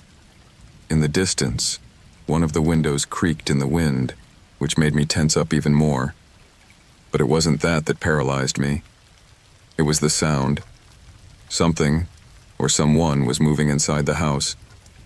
And it wasn't the wind. It wasn't the storm. I stopped in front of the door to the first floor, halfway between the darkness of the hallway and the dim light filtering through the dining room window. The house was strangely silent, as if everything had stopped to wait. One more step, and the creaking sounds coming from the first floor became more distinct. The sound of something hitting the floor, the faint rustle of fabric tearing. Was it a burglar? Was someone in the house? The first thing I did was check the front door. There was no sign of forced entry. Maybe I was being paranoid, but something wasn't right. I decided to check the kitchen. When I got there, I noticed that the lights were off, and a strange air hung in the room. The refrigerator was slightly open, as if someone had been rummaging around inside. A shiver ran down my spine. The chill wasn't just the weather, something was in the air. Suddenly something moved behind me. I turned quickly, my breath coming in gasps. I couldn't see anything. No one was there, but the creak of furniture moving left me in shock. Something didn't fit. The footsteps were stealthy, but they seemed unmistakable, and in that instant I understood that I was not alone. An invisible weight was pressing on my chest. I ran to the living room, and it was there that I saw it. The figure of a man, completely dark against the door frame leading to the terrace. I couldn't see his face, but the posture was clearly aggressive. In his hands, a flash of metal, an iron bar. Adrenaline rushed through my body, and all I could do was react. I didn't think, didn't weigh the options. I grabbed the first thing I could find at hand, a floor lamp. I lunged toward him, striking hard. I felt the resistance of his body as the metal of the iron bar clashed with the lamp, causing a metallic crunch to be lost in the darkened room. The intruder recoiled, and in the chaos, we both fell to the floor. The struggle was fierce. The man expected no resistance and seemed unwilling to let me go. His movements were swift and precise, but I was more determined than ever to protect my home, to protect Emily. The iron bar slammed into my ribs, and the immediate pain knocked the wind out of me, but I didn't stop. In the end, my fury got the better of me. I managed to grab his wrist, twist it hard, and with a gasp, he let go of the bar. I could not restrain myself. On impulse, I pushed him backwards with all my strength. The fall was resounding. The intruder's head hit the ground with a thud, and his body went still. The air was still, as if the storm had stopped for an instant. My breathing was the only one to be heard, ragged, exhausted. Finally, as the adrenaline began to wear off, I knew I had to check that all was well. I approached the intruder cautiously, but when I saw his pale face, I knew something wasn't right. He was motionless, his breathing absent. A cold sweat beaded on my forehead as I crouched down beside him. He wasn't breathing. And when I looked closer, I realized he was dead. Terror began to take hold of me, but I tried to remain calm. The man had died during the struggle, but something didn't fit. Who was he? What was he doing in my house? There was no sign of a common robbery. Why hadn't he tried to run away? I decided to check his belongings. In his pockets, I found a cell phone and a small crumpled sheet of paper. There was nothing of interest on the cell phone except a series of coded messages that I didn't understand. But the sheet of paper, on it was a list of names. Names of places. Names I didn't recognize, but they seemed to be connected somehow. And what made me freeze in terror was an address. Mine. I felt as if the air had become thick again. Somehow this man had known where I was and had entered my house with a purpose. The phone suddenly rang, a sound that made me jump. It was an unknown number, and though I was tempted to answer it, something stopped me. I couldn't risk talking to them. I called the police, but when they arrived, I couldn't tell them anything coherent. I was too upset, but what I could show them was the intruder's phone number and the sheet with the names on it. The officers took note, and soon after reinforcements arrived. The place became crowded, and the tension in the air was palpable. What I discovered later took my breath away. The man was no ordinary thief. He was part of a criminal group that specialized in stealing information and high-value items. The fact that my address was on that sheet was no coincidence. And worst of all, he was not alone. There were more, many more, and their network was spread throughout the city. I had fallen into the trap of something much bigger. The police explained to me that the members of this group were not just stealing. They had a much darker purpose, and the fact that I had been tagged put me on a list I didn't want to know about. That man, whose name I never got to know, had probably been part of an intelligence job, and my house had been the next target. I was left with the feeling that everything that had happened that night was just the beginning. Fear began to creep into me, and although the police beefed up security at my home, something inside me knew that the worst was yet to come. I didn't know if there were more like him, but something told me there were. And though I tried to move on, that night, that fight, and the death of the intruder left me with the feeling that I was marked, that my life would never be the same again. I had never imagined that my first trip outside of America would be so terrifying. I had always considered myself a quiet person, someone who avoided confrontation and enjoyed travel without too much intense emotion. However, that changed when my grandparents decided to take me with them to Asia, a trip that for them was one last adventure. My grandfather James was a strong-willed man, used to traveling the world in his younger days.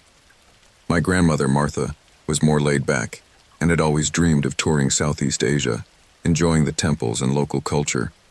I never thought such a simple trip would turn into a nightmare that would change my perspective forever.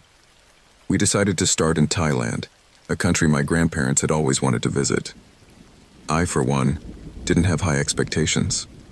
I knew the basics: beautiful beaches, ancient temples, bustling markets. However, what happened to us in the remote province of Chiang Rai, off the beaten tourist track, changed our vision forever. We arrived in a small village in the mountains, where tourism was not as prevalent. People seemed more reserved, smiles were short, and the atmosphere was dense. At first, I was mesmerized by the beauty of the place. The mist-shrouded mountains, the green rice paddies, and the wooden houses that looked like something out of an old fairy tale. But something was wrong. I couldn't say what, but I felt it in the air. Something I couldn't see, but lurked just at the edge of my consciousness.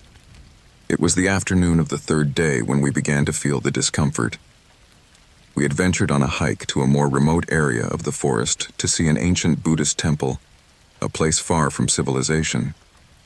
My grandfather, as always, insisted that we would walk there. He liked the idea of exploring, of being in touch with nature, away from the crowds.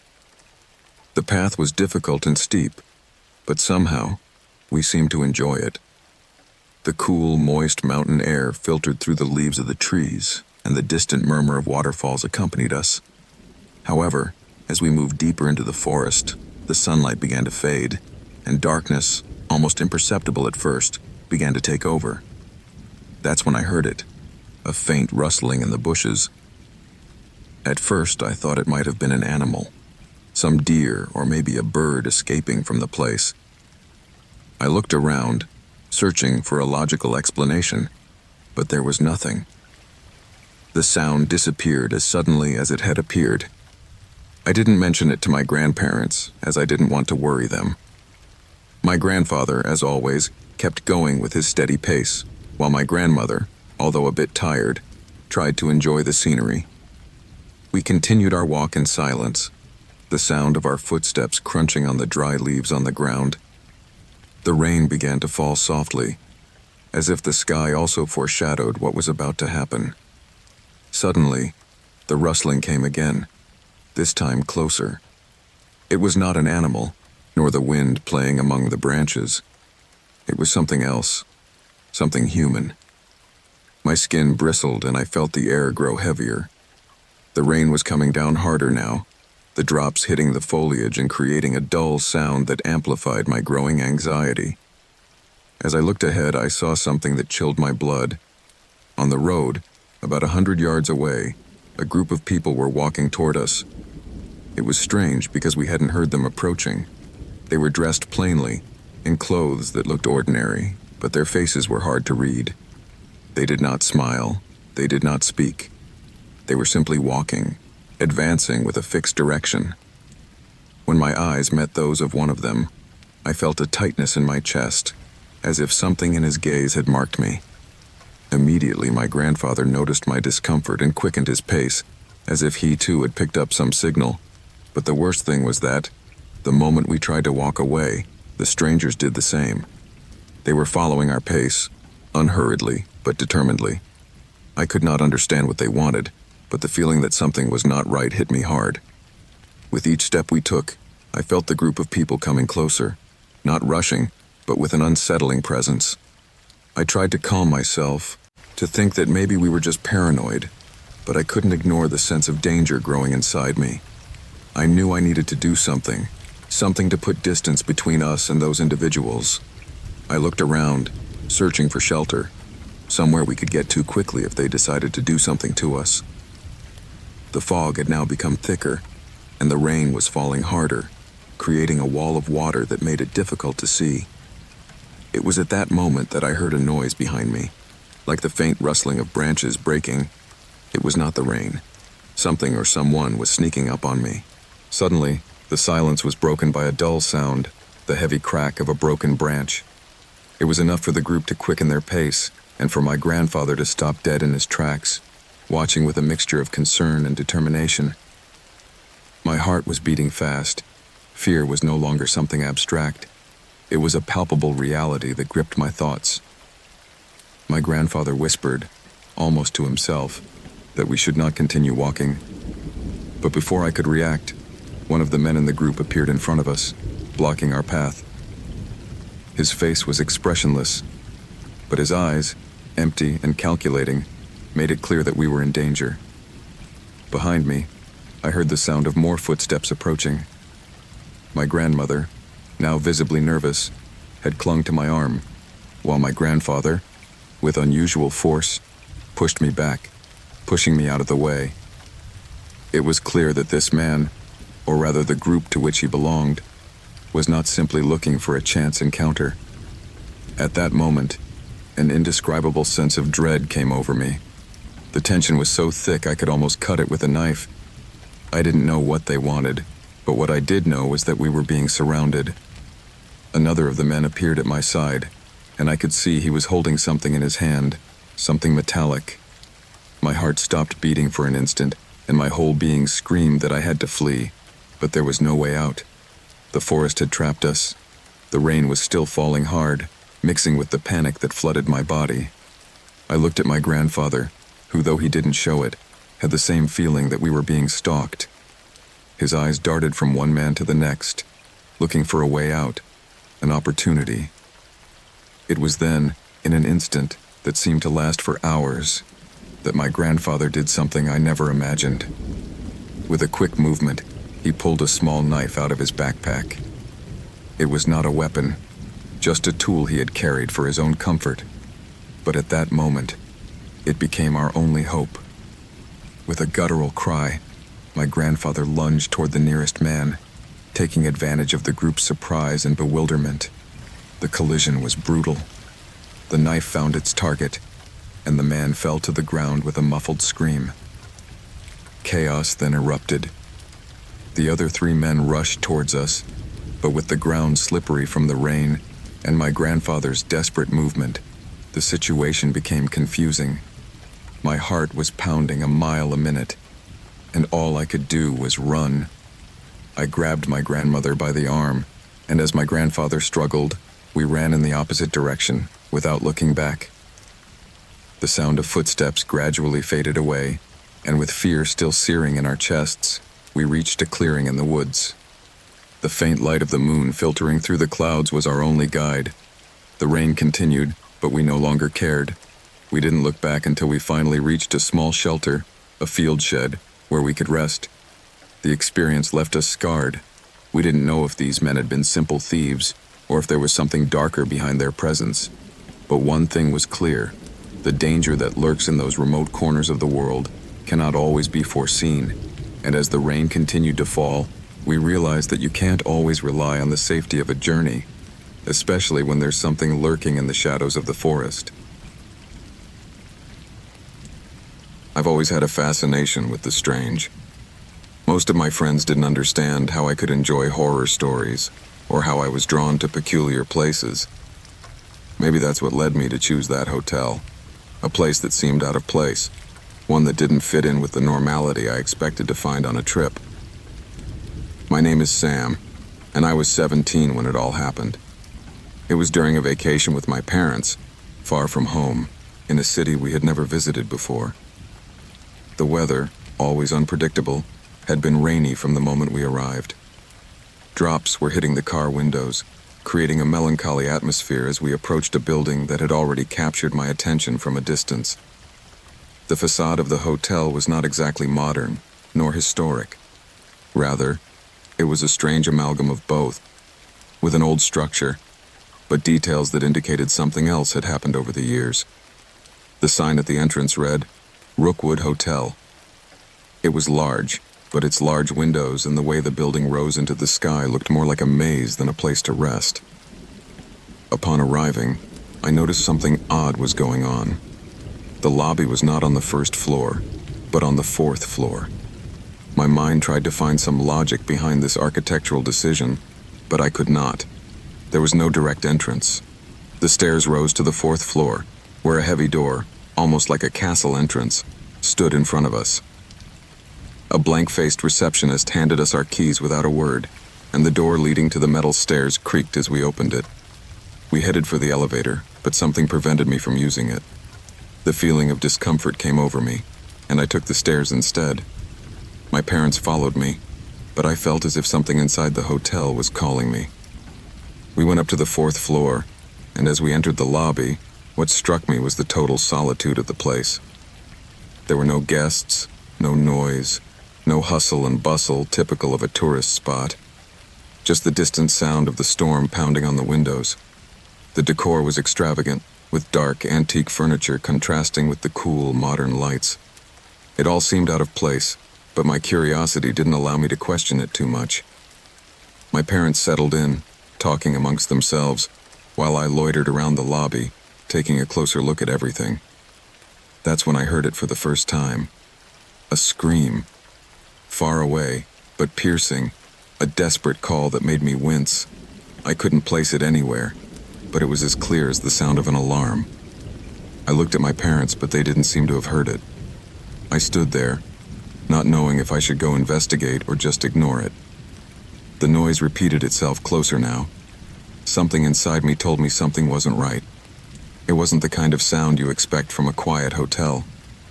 The atmosphere around me grew heavier, and the feeling of discomfort grew like a shadow following me. I decided to leave. Without saying anything to anyone, I slipped into the hallway.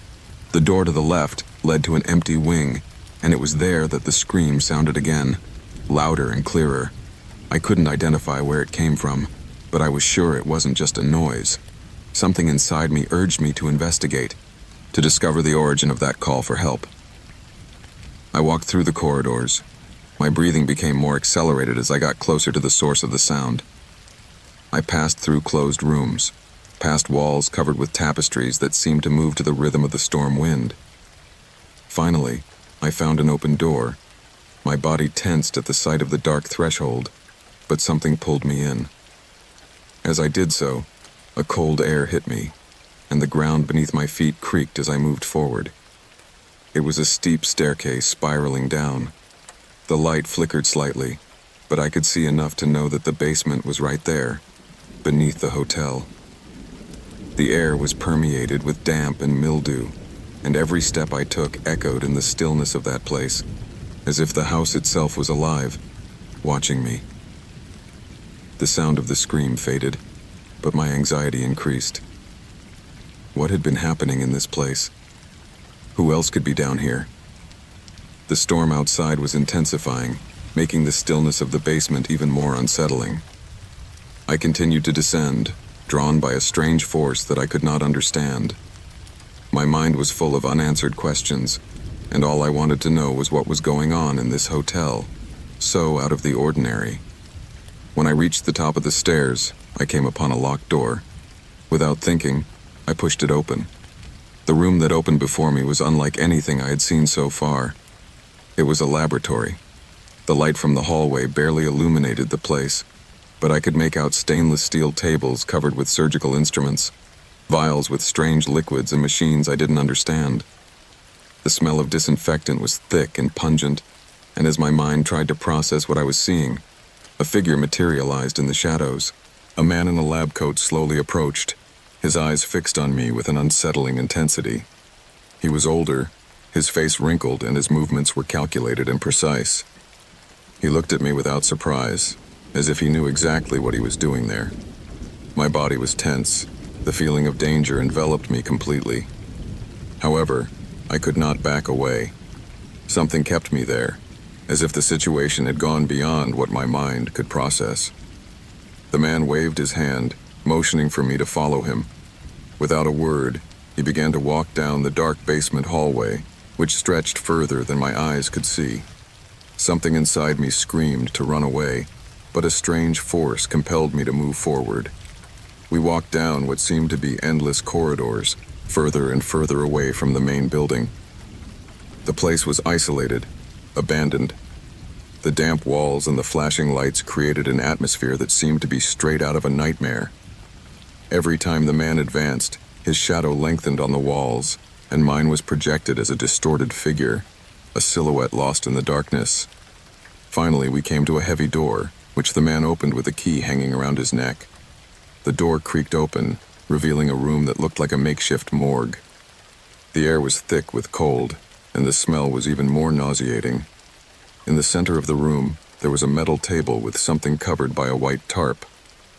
The man's breathing became audible as he approached the table. I followed him, my heart pounding in my chest. The man lifted the tarp and my stomach flipped. What I saw underneath chilled my blood. It was a human figure, but distorted. Its body was covered in bandages, and I couldn't identify its face. The creature looked more like a failed experiment than a human being. The sight was so grotesque that I felt dizzy, and the anxiety I felt in my chest turned to panic. Before I could react, I heard the sound of metal stairs creaking. Someone else was descending. The man's figure turned toward me, and a strange, almost malevolent smile crossed his face. My body reacted as never before. I ran. I ran down the dark hallway, never looking back, never thinking of anything but escape. The screams of the storm outside mingled with the sound of my frantic footsteps. I ran up the stairs with all the fear I could feel, my lungs burning. But I didn't stop until I saw the light on the 4th floor. The lobby was there, empty and cold, but finally safe. Only then did I realize that I hadn't seen or heard anything else since the man had led me to the basement, Time seemed to have stood still. Fortunately, the hotel staff arrived soon after, alerted by my screams or perhaps something else. They quickly removed me from the building, and I never knew what happened to the man in the lab coat or what I had found in that basement. The hotel was closed shortly after my rescue, and the storm never stopped lashing the city. The rain was coming down hard, pounding the windshield of the car as if the sky was pouring its full weight on us. The trip had started early in the morning, but as we drove on, the weather became more inhospitable, with dark clouds covering the sun and thick fog making visibility difficult. It was one of those days when, even though the clock was ticking into the afternoon, the sky seemed unwilling to yield daylight. My name is Jack, and this was the last time I decided to take a remote road trip with friends in search of adventure. Somehow, I already knew something wasn't right. But, as is often the case with the impulses of youth, we were dragging ourselves into the uncertain, oblivious to the dangers. With me were 3 friends, Ethan, Mark, and Kate. We had been planning this trip for months, looking for an escape from the daily grind, a respite from the pressures of work and college. The plan was simple: drive some back roads, get away from the city, and explore the rural landscape of the region. What we didn't know was that the journey would take us much further than we expected, into a place where danger crept through the shadows and the wind carried secrets. We were about 2 hours from our destination when we turned off onto an even lonelier road, surrounded by dense forests that seemed to swallow the horizon. No one had said much during the last stretch. The sound of rain pattering on the car roof and the soft hum of the engine filled the air. Conversations had gradually died down, as if we all sensed we were crossing an invisible threshold. It was as we rounded a sharp bend that we saw her. She was standing at the edge of the road in a completely desolate area, surrounded by trees and fog.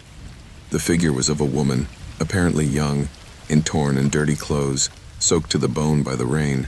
Her face was pale and her eyes were empty, as if she was not seeing us at all, but at the same time, as if she was watching us intently. For a moment, we were all silent. Ethan, who was driving, instinctively slowed down, stopping a few feet away from her. We didn't understand what we were seeing. No one was prepared for it. The woman did not seem to react to our presence. Her posture was rigid, immobile, almost as if she had been placed there, like a wax doll in a ghostly landscape. A shudder ran through my body. Something about her appearance made me uncomfortable. But it wasn't fear. It was a sense of profound bewilderment, as if something was wrong, but I didn't know exactly what. Ethan rolled down the window slowly, but he didn't even lean out completely. The woman didn't move an inch. The wind was pushing her, but she remained standing, as if connected to the earth itself. It was Kate who broke the silence. She looked out the window and after a few seconds said that something didn't feel right. No one disputed that. We were all feeling the same, as if the air had suddenly changed. However, on an impulse that none of us fully understood, Ethan decided that we were going to stop, to talk to her. When he parked the car at the edge of the road, the woman didn't move, but I could hear her uneven breathing. She was agitated, as if she had been running from something. Her body was shaking, and it made me wonder if she was on some kind of drug, or if something had left her so disturbed. We looked at each other. There was a definite tension in the air. Yet despite the strange instinct that told us not to approach her, something was urging us to do so. Perhaps it was the human impulse to help someone in need. Or maybe we simply wanted to make sure she was okay. With a sigh, Mark got out of the car, followed closely by Ethan. I stayed in the driver's seat, watching from a distance, while Kate leaned out her window a little further, still with a visibly worried face. The woman didn't react at all when Mark approached her. Standing less than 10 feet away, the woman continued to stare straight ahead, as if she didn't see us, but her breathing was getting faster and faster. It was then that something strange happened. With an abrupt movement, as if awakening from a trance, The woman turned toward Mark, her eyes now fully focused. The expression on her face was expressionless, but there was something unsettling in her eyes, as if she was struggling against an internal force that held her captive. In that instant, I felt a shiver run through me, and that's when I noticed it. Something glittered in her hand, barely visible in the dim light of the storm. It was a metallic object, something that could have been a weapon. The situation went from strange to dangerous in the blink of an eye. Mark didn't seem to have noticed the weapon, or perhaps didn't recognize it as such at the time. He took a step closer to it, and that's when the woman, with a guttural cry, raised her arm. The metallic object glittered in the air. I didn't see clearly what it was, but the instant the woman made the movement, Mark stepped back quickly, shouting something I couldn't make out. Ethan reacted instantly, running towards him, while I, from the car, watched the scene with my eyes fixed on what was happening. The woman, however, didn't seem interested in attacking directly. She was not an immediate threat, but the gleam of the object in her hands was unmistakable. A large knife with a worn wooden handle. It was held firmly in her hand, as if ready to defend, or perhaps to attack. At that moment, a rush of adrenaline coursed through my body. I jumped out of the car immediately, an instinctive fear blanketing me completely. Ethan and Mark were backing away, but the woman wasn't moving. She was standing still, staring at Mark, her breathing still erratic, and that strange expression that looked more like fear than aggression. The situation had become untenable. Kate, visibly terrified, shouted for us to get into the car, and without another thought, we all ran back, without looking back. The sound of the rain enveloped everything, but the sound of our hurried footsteps echoed in my ears. We quickly jumped into the car and locked the doors. Ethan started the engine with trembling hands, looking through the rearview mirror. The woman was still there, standing on the side of the road, motionless, the gun still in her hands. But she wasn't chasing us. She didn't try anything. She just stood there, watching us as the car picked up speed and we drove away from the scene. The trip continued in silence, with all of us looking out the windows wordlessly, as if trying to process what we had just experienced. The rain continued to fall, and the sound of the water crashing against the roof of the car seemed more deafening than usual. No one said anything, but fear had settled in our hearts, like a shadow that could not fade. After a few minutes, Mark spoke. He said he couldn't stop thinking about the woman's eyes. That look, empty, but at the same time charged with something else, something we couldn't identify. As if the woman wasn't completely there, as if she was trapped somewhere darker. Even though we continued the journey, something changed in us. The fear stayed with us for the rest of the night, and although we stopped at a motel at the end of the road, none of us could really sleep. We knew something had happened in that place, something none of us would ever understand. Something that the storm took with it, hidden under the dark blanket of night. I was never a superstitious person. My life was always pretty ordinary. A daily routine of work, friends, and occasional nights off. Everything seemed to work as it should until the moment when everything changed. At first, I thought I was losing my mind. Now, I'm not so sure about anything. My name is Adam Walker. I'm 24 years old, and I live in a small apartment in a city that never sleeps. It's a quiet place if you know how to ignore the constant hustle and bustle. In the early morning, when the rain falls on the rooftops and the streets seem empty, I like to sit by the window and watch the water pool on the edges of the glass. Something soothing about the sound of the wind, the steady patter of the drops, the lights of the street lamps scattered through the mist. Rain has always given me a sense of peace, until it started to become part of something darker, something that has been haunting me for weeks. It was on a rainy afternoon like any other when it first happened. I was coming home from work, and as I walked into my apartment, I saw a small piece of paper on the kitchen table. It was neatly folded, with no sign of having been placed there accidentally. I didn't understand it right away. At first, I thought it was some kind of advertisement or forgotten note from a friend, but as I took it in my hands and unfolded it, the message froze me in my tracks. The paper was blank, except for a few handwritten words, clear, but in slightly shaky handwriting. I am you, from the future. You are in danger. Trust no one. I didn't understand anything. The handwriting was recognizable, without a doubt. It was my handwriting. But how could it be? It couldn't be possible. I laughed nervously, thinking maybe someone had played a practical joke. Maybe a friend had broken into my house and left this as some sort of game. But who? No one else had access to my apartment. No one knew.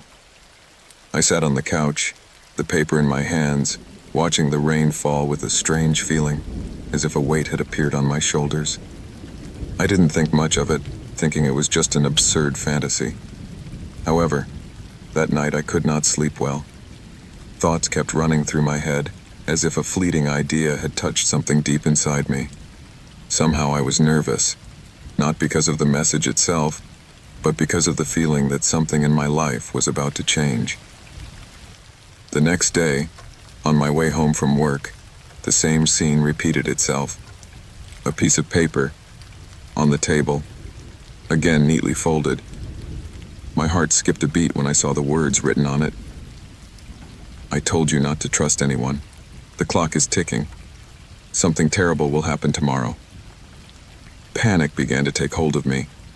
I didn't understand what was going on. Was it a prank? A game by someone who knew more about me than I thought? At first I tried to ignore it, but the words kept hammering in my head. Trust no one. What did that mean? What was I to do with that warning? I couldn't talk about this with anyone. I didn't want to be the guy to call the police on something as ridiculous as a prank. However, as the days went on, the messages continued. Every evening, without fail, the paper would appear somewhere in my apartment. On the kitchen table, on the couch, or even on my pillow before bed. More and more detailed, more and more urgent. It's too late to avoid them. They are close. You know what you have to do, Adam. Don't hesitate. Remember, trust no one. The rain was relentless, and neither my mind nor my life seemed to have any respite. For days, I was in a constant state of paranoia. The clock on the wall no longer kept time. Every second felt like a countdown to something horrible, something imminent that I could not comprehend. I couldn't get those words out of my head. Each time I received a new message, the fear gripped me more strongly, and the feeling of being watched became more palpable. I began to question whether I was losing my mind. Maybe this was all a product of my mind, a mind that had begun to collapse under the weight of anxiety. But there was something inside me, something visceral, that told me I wasn't crazy, that all of this had a purpose. One night, as the rain lashed the windows and the wind howled outside my apartment, I found a different message. It was on the kitchen table, but instead of being a simple note, there was something else. A drawing. Some kind of clock with the hands pointing to 12 o'clock. The message read, I told you not to trust anyone. They are very close. If you don't act now, there won't be time. It was disturbing. A clock ticking, as if something was about to happen, something irreversible, something fatal. I was completely overcome with fear. I looked around, searching for some sign that someone was in my apartment, but everything seemed normal. No one was there. The door was closed. Everything was in its place. Then, I noticed something I hadn't noticed before. On each message, the date of the next day was marked precisely. Everything indicated that somehow the events I was being warned about were not only inevitable, but were being anticipated with eerie accuracy. What was happening to me was not just a joke. It was not an illusion. There was something afoot, something I could no longer ignore. More days passed. The rain didn't stop. The messages kept coming. In one of them, the message was signed in a different way. I am you. The future is trapped. Don't get carried away. The clock is ticking. You know it. This message left me more confused than ever. The future was trapped? What did that mean? What could I do to avoid what was coming? I knew I couldn't trust anyone, but I didn't know who else to trust. My friends, my family, everyone seemed so oblivious to what was happening. Sometimes when I talked to them, I could feel their worried looks, but no one knew what was going on in my mind. The last time I got a message was the scariest night of all. The rain was lashing furiously at the windows, and I was sitting in front of the table, staring at the paper that had just appeared. It was different from all the others. It wasn't signed, nor did it have a direct message. There were just a couple of words written in strange handwriting. Run. At that moment, I felt the deepest terror I had ever experienced. My body tensed. I didn't know what to do, who to turn to. My heart was pounding so hard I could hear every pulse like a drum in my chest. I looked around, my mind racing in every direction, searching for some sign, something that would tell me what was going on, but I found nothing. Suddenly, the sound of the front door burst open. I froze. No one had knocked on the door. No one was supposed to be there. The light in the hallway flickered, and I felt a presence, something strange and palpable, something creeping toward me. Suddenly, everything I had read, all those messages, came alive in my mind. I knew there was no time. I knew I had to do something, but I didn't know what. I ran. I thought of nothing else. I ran out of the apartment, down the stairs and out into the rain. I ran aimlessly, my feet pounding the wet pavement, my breathing ragged. There was nothing else to do. I could no longer stay there. The future had arrived, and I was trapped. At dawn, when the rain finally began to let up, I went back to my apartment. The door was closed. Everything was in its place, but something told me I would never be the same. Something was broken. Something I could never fully understand. Maybe I'll never know. But all I know now is that I can't escape. There is no stopping what is about to happen. The future has caught up with me, and I can no longer turn back. The rain kept pounding on the windows of the hotel, as if an invisible army of drops wanted to go through them. The wind shrieked through the cracks of the old building, and the sound was almost deafening. That hotel was far from being modern or luxurious, but its atmosphere was unique, charged with a kind of heaviness that only old buildings know how to have. There was something in its corridors, something in its structure that did not leave me at ease, but I guessed it was just the atmosphere of the place, the kind of building that, being so old, suggests stories, legends, myths, and mysteries. My name is Lucas Hargrove, and I had decided to stop at that hotel during a long road trip. It wasn't the first time I had taken a break in a place like that, but something about this particular establishment made me uneasy from the beginning. I had found it by chance while driving along a back road in northern Minnesota, a secluded place where the roads became narrow and the trees covered the sky with their bushy branches. The hotel sign was worn, almost illegible, but its decaying appearance drew me in. Fate sometimes has strange ways of guiding us. The lobby was somber, with a chandelier on the ceiling casting a dim, golden light. The receptionist, an older man with a wrinkled face as if he had lived through too many winters, attended to me with a tired smile. Check-in was quick and almost automatic. The room I was assigned was on the second floor, at the end of a long hallway that twisted like a snake. There weren't many people in the hotel, and that only made the place seem even more lonely, more isolated. In my room, I lay down on my bed. The rain outside was relentless, and the storm seemed to be increasing. The room was simple, but with a large bed and a wooden desk, to which I went to organize a few things while the sound of the water hit the glass. I didn't mind the noise, in fact. I found it almost cozy, as if the outside world was completely cut off. But then, I began to hear something I couldn't ignore. First it was a whisper, so low that I thought it was a product of the wind. But then, as the storm grew louder, the whispers became clearer. They were coming from the next room, the one right next to mine. I couldn't make out what they were saying. I could only make out a constant murmuring, as if several voices were secretly talking to each other. I thought it was some other guest. Maybe they were having a private conversation, or even chatting about the weather, since the storm outside was not letting up. But the sound was strange. It wasn't a normal murmur. It was as if the voices faded away as they began, as if they were being absorbed by the walls, by the very dense air of the building. I decided to ignore it, not wanting to appear paranoid. Sometimes when one travels alone, isolation makes the mind start to play tricks. Maybe I was tired, and the sound of the rain had confused me. But as night fell, the situation got worse.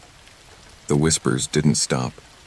They intensified, became almost tangible, as if someone was trying to communicate with me from the next room. I couldn't concentrate. My mind kept swirling around the idea that something wasn't right. I left the room and headed down the hallway, eager to find some explanation. The air was thick, and the yellowish light from the lamps on the ceiling barely illuminated the dark corridors.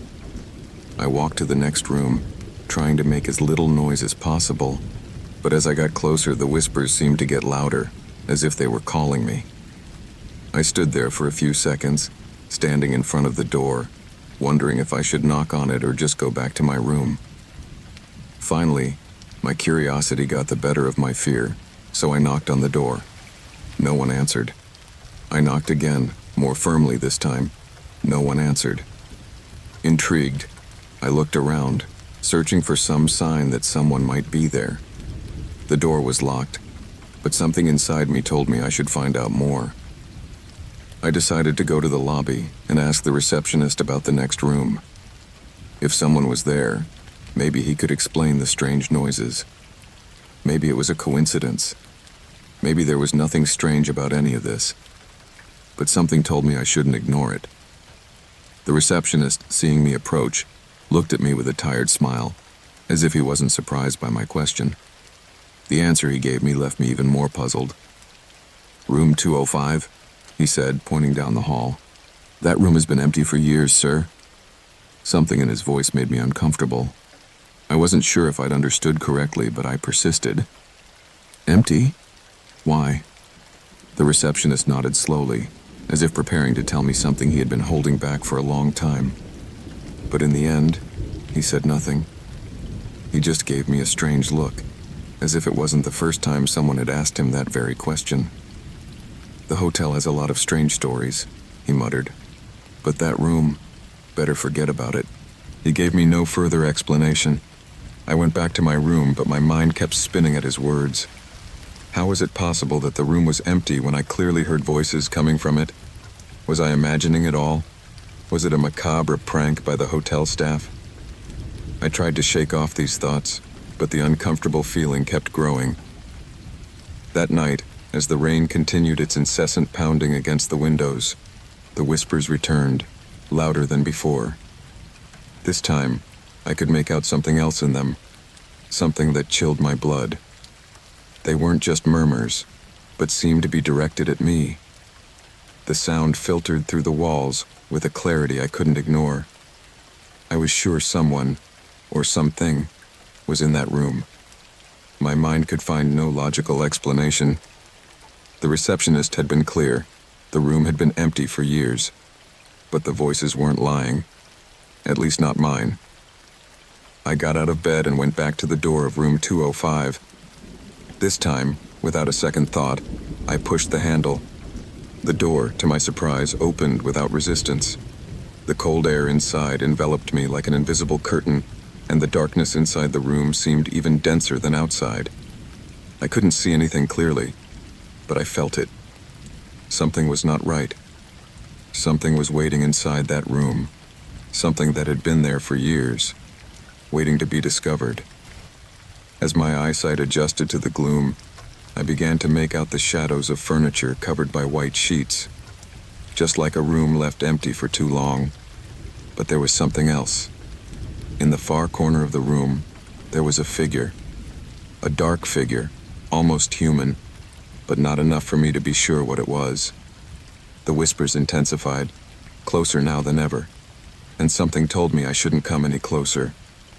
It was as if I was invading a sacred space, something that was not to be touched. The figure moved slightly, and it was then that the door to the room closed behind me, with a clang that echoed in my ears. I stood motionless, paralyzed with fear. The darkness inside the room seemed to swallow everything around it, and the whispers were now more than voices. They were screams, muffled screams, as if echoes of something that had been trapped in that place for years surrounded me. With my heart pounding in my chest, I decided to leave. I ran back to my room, slamming the door so hard that the sound echoed throughout the hallway. I fell to my knees on the bed, sweating and shaking, trying to catch my breath. I couldn't stop listening to the whispers. I couldn't stop hearing what I shouldn't have heard. As dawn broke, the storm subsided. I left the hotel as fast as I could. I didn't look back.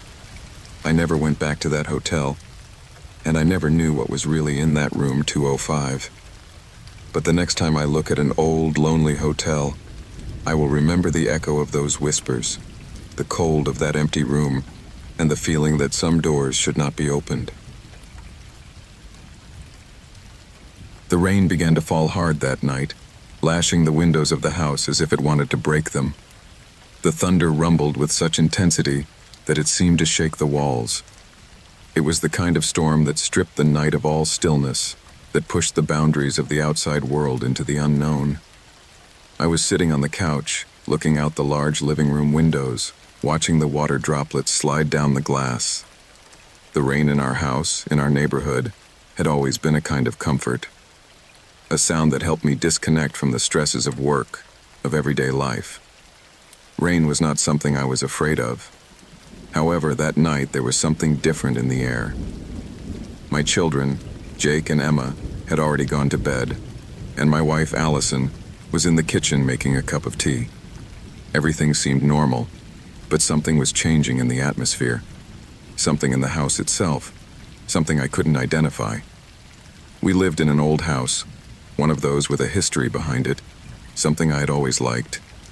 Old houses have a character that newer ones can't have, especially this one. Ours was a brick building, with wooden floors that creaked with age, with high ceilings and spiraling staircases. Since we had moved in here a couple of years ago, I had never had any reason to feel uncomfortable. We'd had problems with the plumbing at first, and some windows didn't close properly, but nothing else. The house was fine, at least I thought it was. Until that night. Some soft knocking began to be heard. They were not ordinary noises. It wasn't the sound of wind in the cracks, or the usual creaking of wood when the cold contracts it. These were closer, more definite. They were coming from somewhere in the bowels of the house. I looked down the hallway, searching for the source of the noise. Nothing. The house seemed empty, quiet, though in my chest there was something strange, an uncomfortable knot.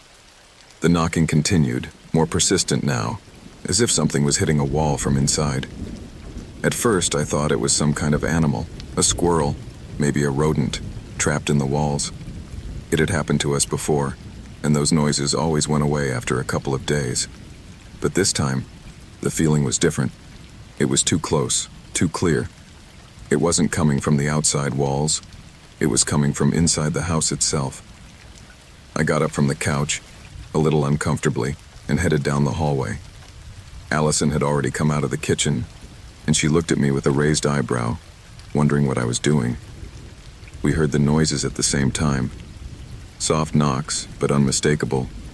They were coming from under the stairs. My gaze met Allison's, and I saw the same uneasiness begin to cloud her eyes. "Did you hear that?" she asked, in a whisper that couldn't disguise the fear. I nodded. I had heard it, and I didn't know what it was, but I didn't like it. I couldn't tell him I was calm, because I wasn't. We decided to approach the stairs, the sound becoming clearer as we got closer. The steps creaked under our feet, as if someone had been walking on them, and the wood of the stairs moved, making dull, strange noises. We came to the small nook under the stairs, a space we had previously used to store old boxes, some tools, and things we had no place to put. The alcove was partially enclosed by a wooden door we had never used, a narrow access that barely had enough room for a body, let alone something large. The knocking continued, more insistent, closer, as if someone was trying to get out. as if there was something or someone trapped down there, calling for help or begging to be freed. Something was not right. I decided to open the door.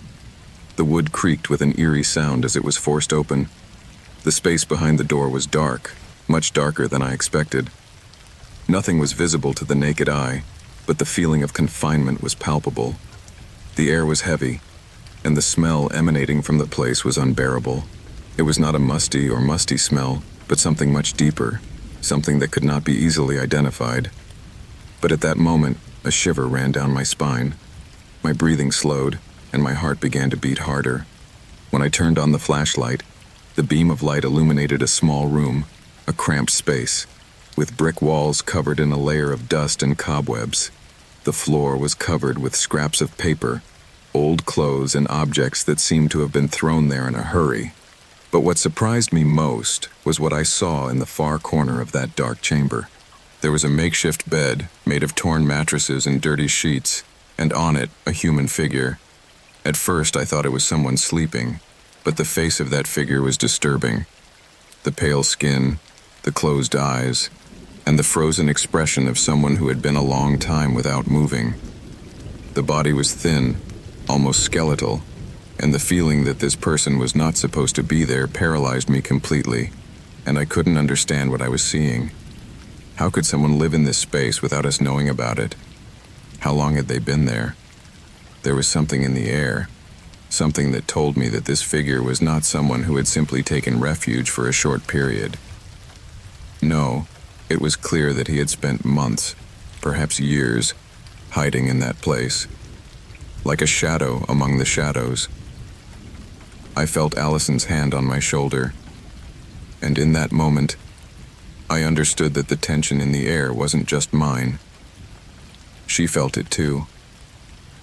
Her face was pale, and her eyes, reflecting the same disbelief and fear as mine.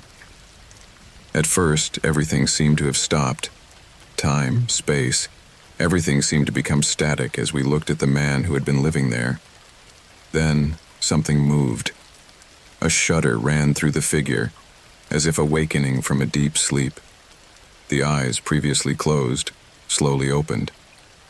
I could not see its eyes well, but I felt a fixed gaze on me, a deep emptiness, as if it had no soul. The figure, with a slow, clumsy movement, rose from the makeshift bed, swaying toward us. It didn't speak, it didn't make a sound, but the presence was more than enough to fill the space with a dark, desperate energy. I didn't know what to do. The flashlight fell to the ground, and in that moment, I realized I couldn't move. Allison had grabbed my arm, but even she didn't seem to know how to react. The figure kept coming closer, shuffling her feet, and her breathing was heavy, as if she had been trapped in that spot for too long, struggling to find a breath of air. Fear gripped me with indescribable force. I didn't want to think about the implications of what I had found, but I knew. Someone had been living in that space without us knowing. Not just living. It had existed there, hidden, watching us, being part of our lives without us even realizing it. How long had it been since we last looked under those stairs? How many nights had that figure spent there, listening to our noises, our conversations, without us ever knowing it? The figure stopped in front of us, and for a moment, all I could hear was the rain continuing to fall outside the house, the storm still raging furiously. It was then, at last, that the figure spoke, but not in words. It only emitted a low sound, like a whisper, a murmur that seemed to be speaking in some language I did not understand. It was not human. It did not sound human. Suddenly the sound ceased, as if the figure had reached some kind of conclusion. It turned and went back to its dark corner, where it disappeared into the shadows. My mind was still caught up in the horror I had just experienced. I didn't know if I was dreaming or if it had really happened. But when we finally made it out of there, we slammed the door shut, and the house regained its silence. The storm outside was still raging, but something in the air had been broken. Something in our house had changed forever. We did not speak again of what we saw. We couldn't. What I found under those stairs, what had been living there, still lingers in my thoughts, and probably will for the rest of my life. I don't know if it was a person or something else, but I know it wasn't an accident. And that, for some reason, that figure never came out again. But I can still hear whispers. I can still feel its presence. And I wonder, will he still be there, hidden in the darkness, watching from the shadows, waiting to be discovered again?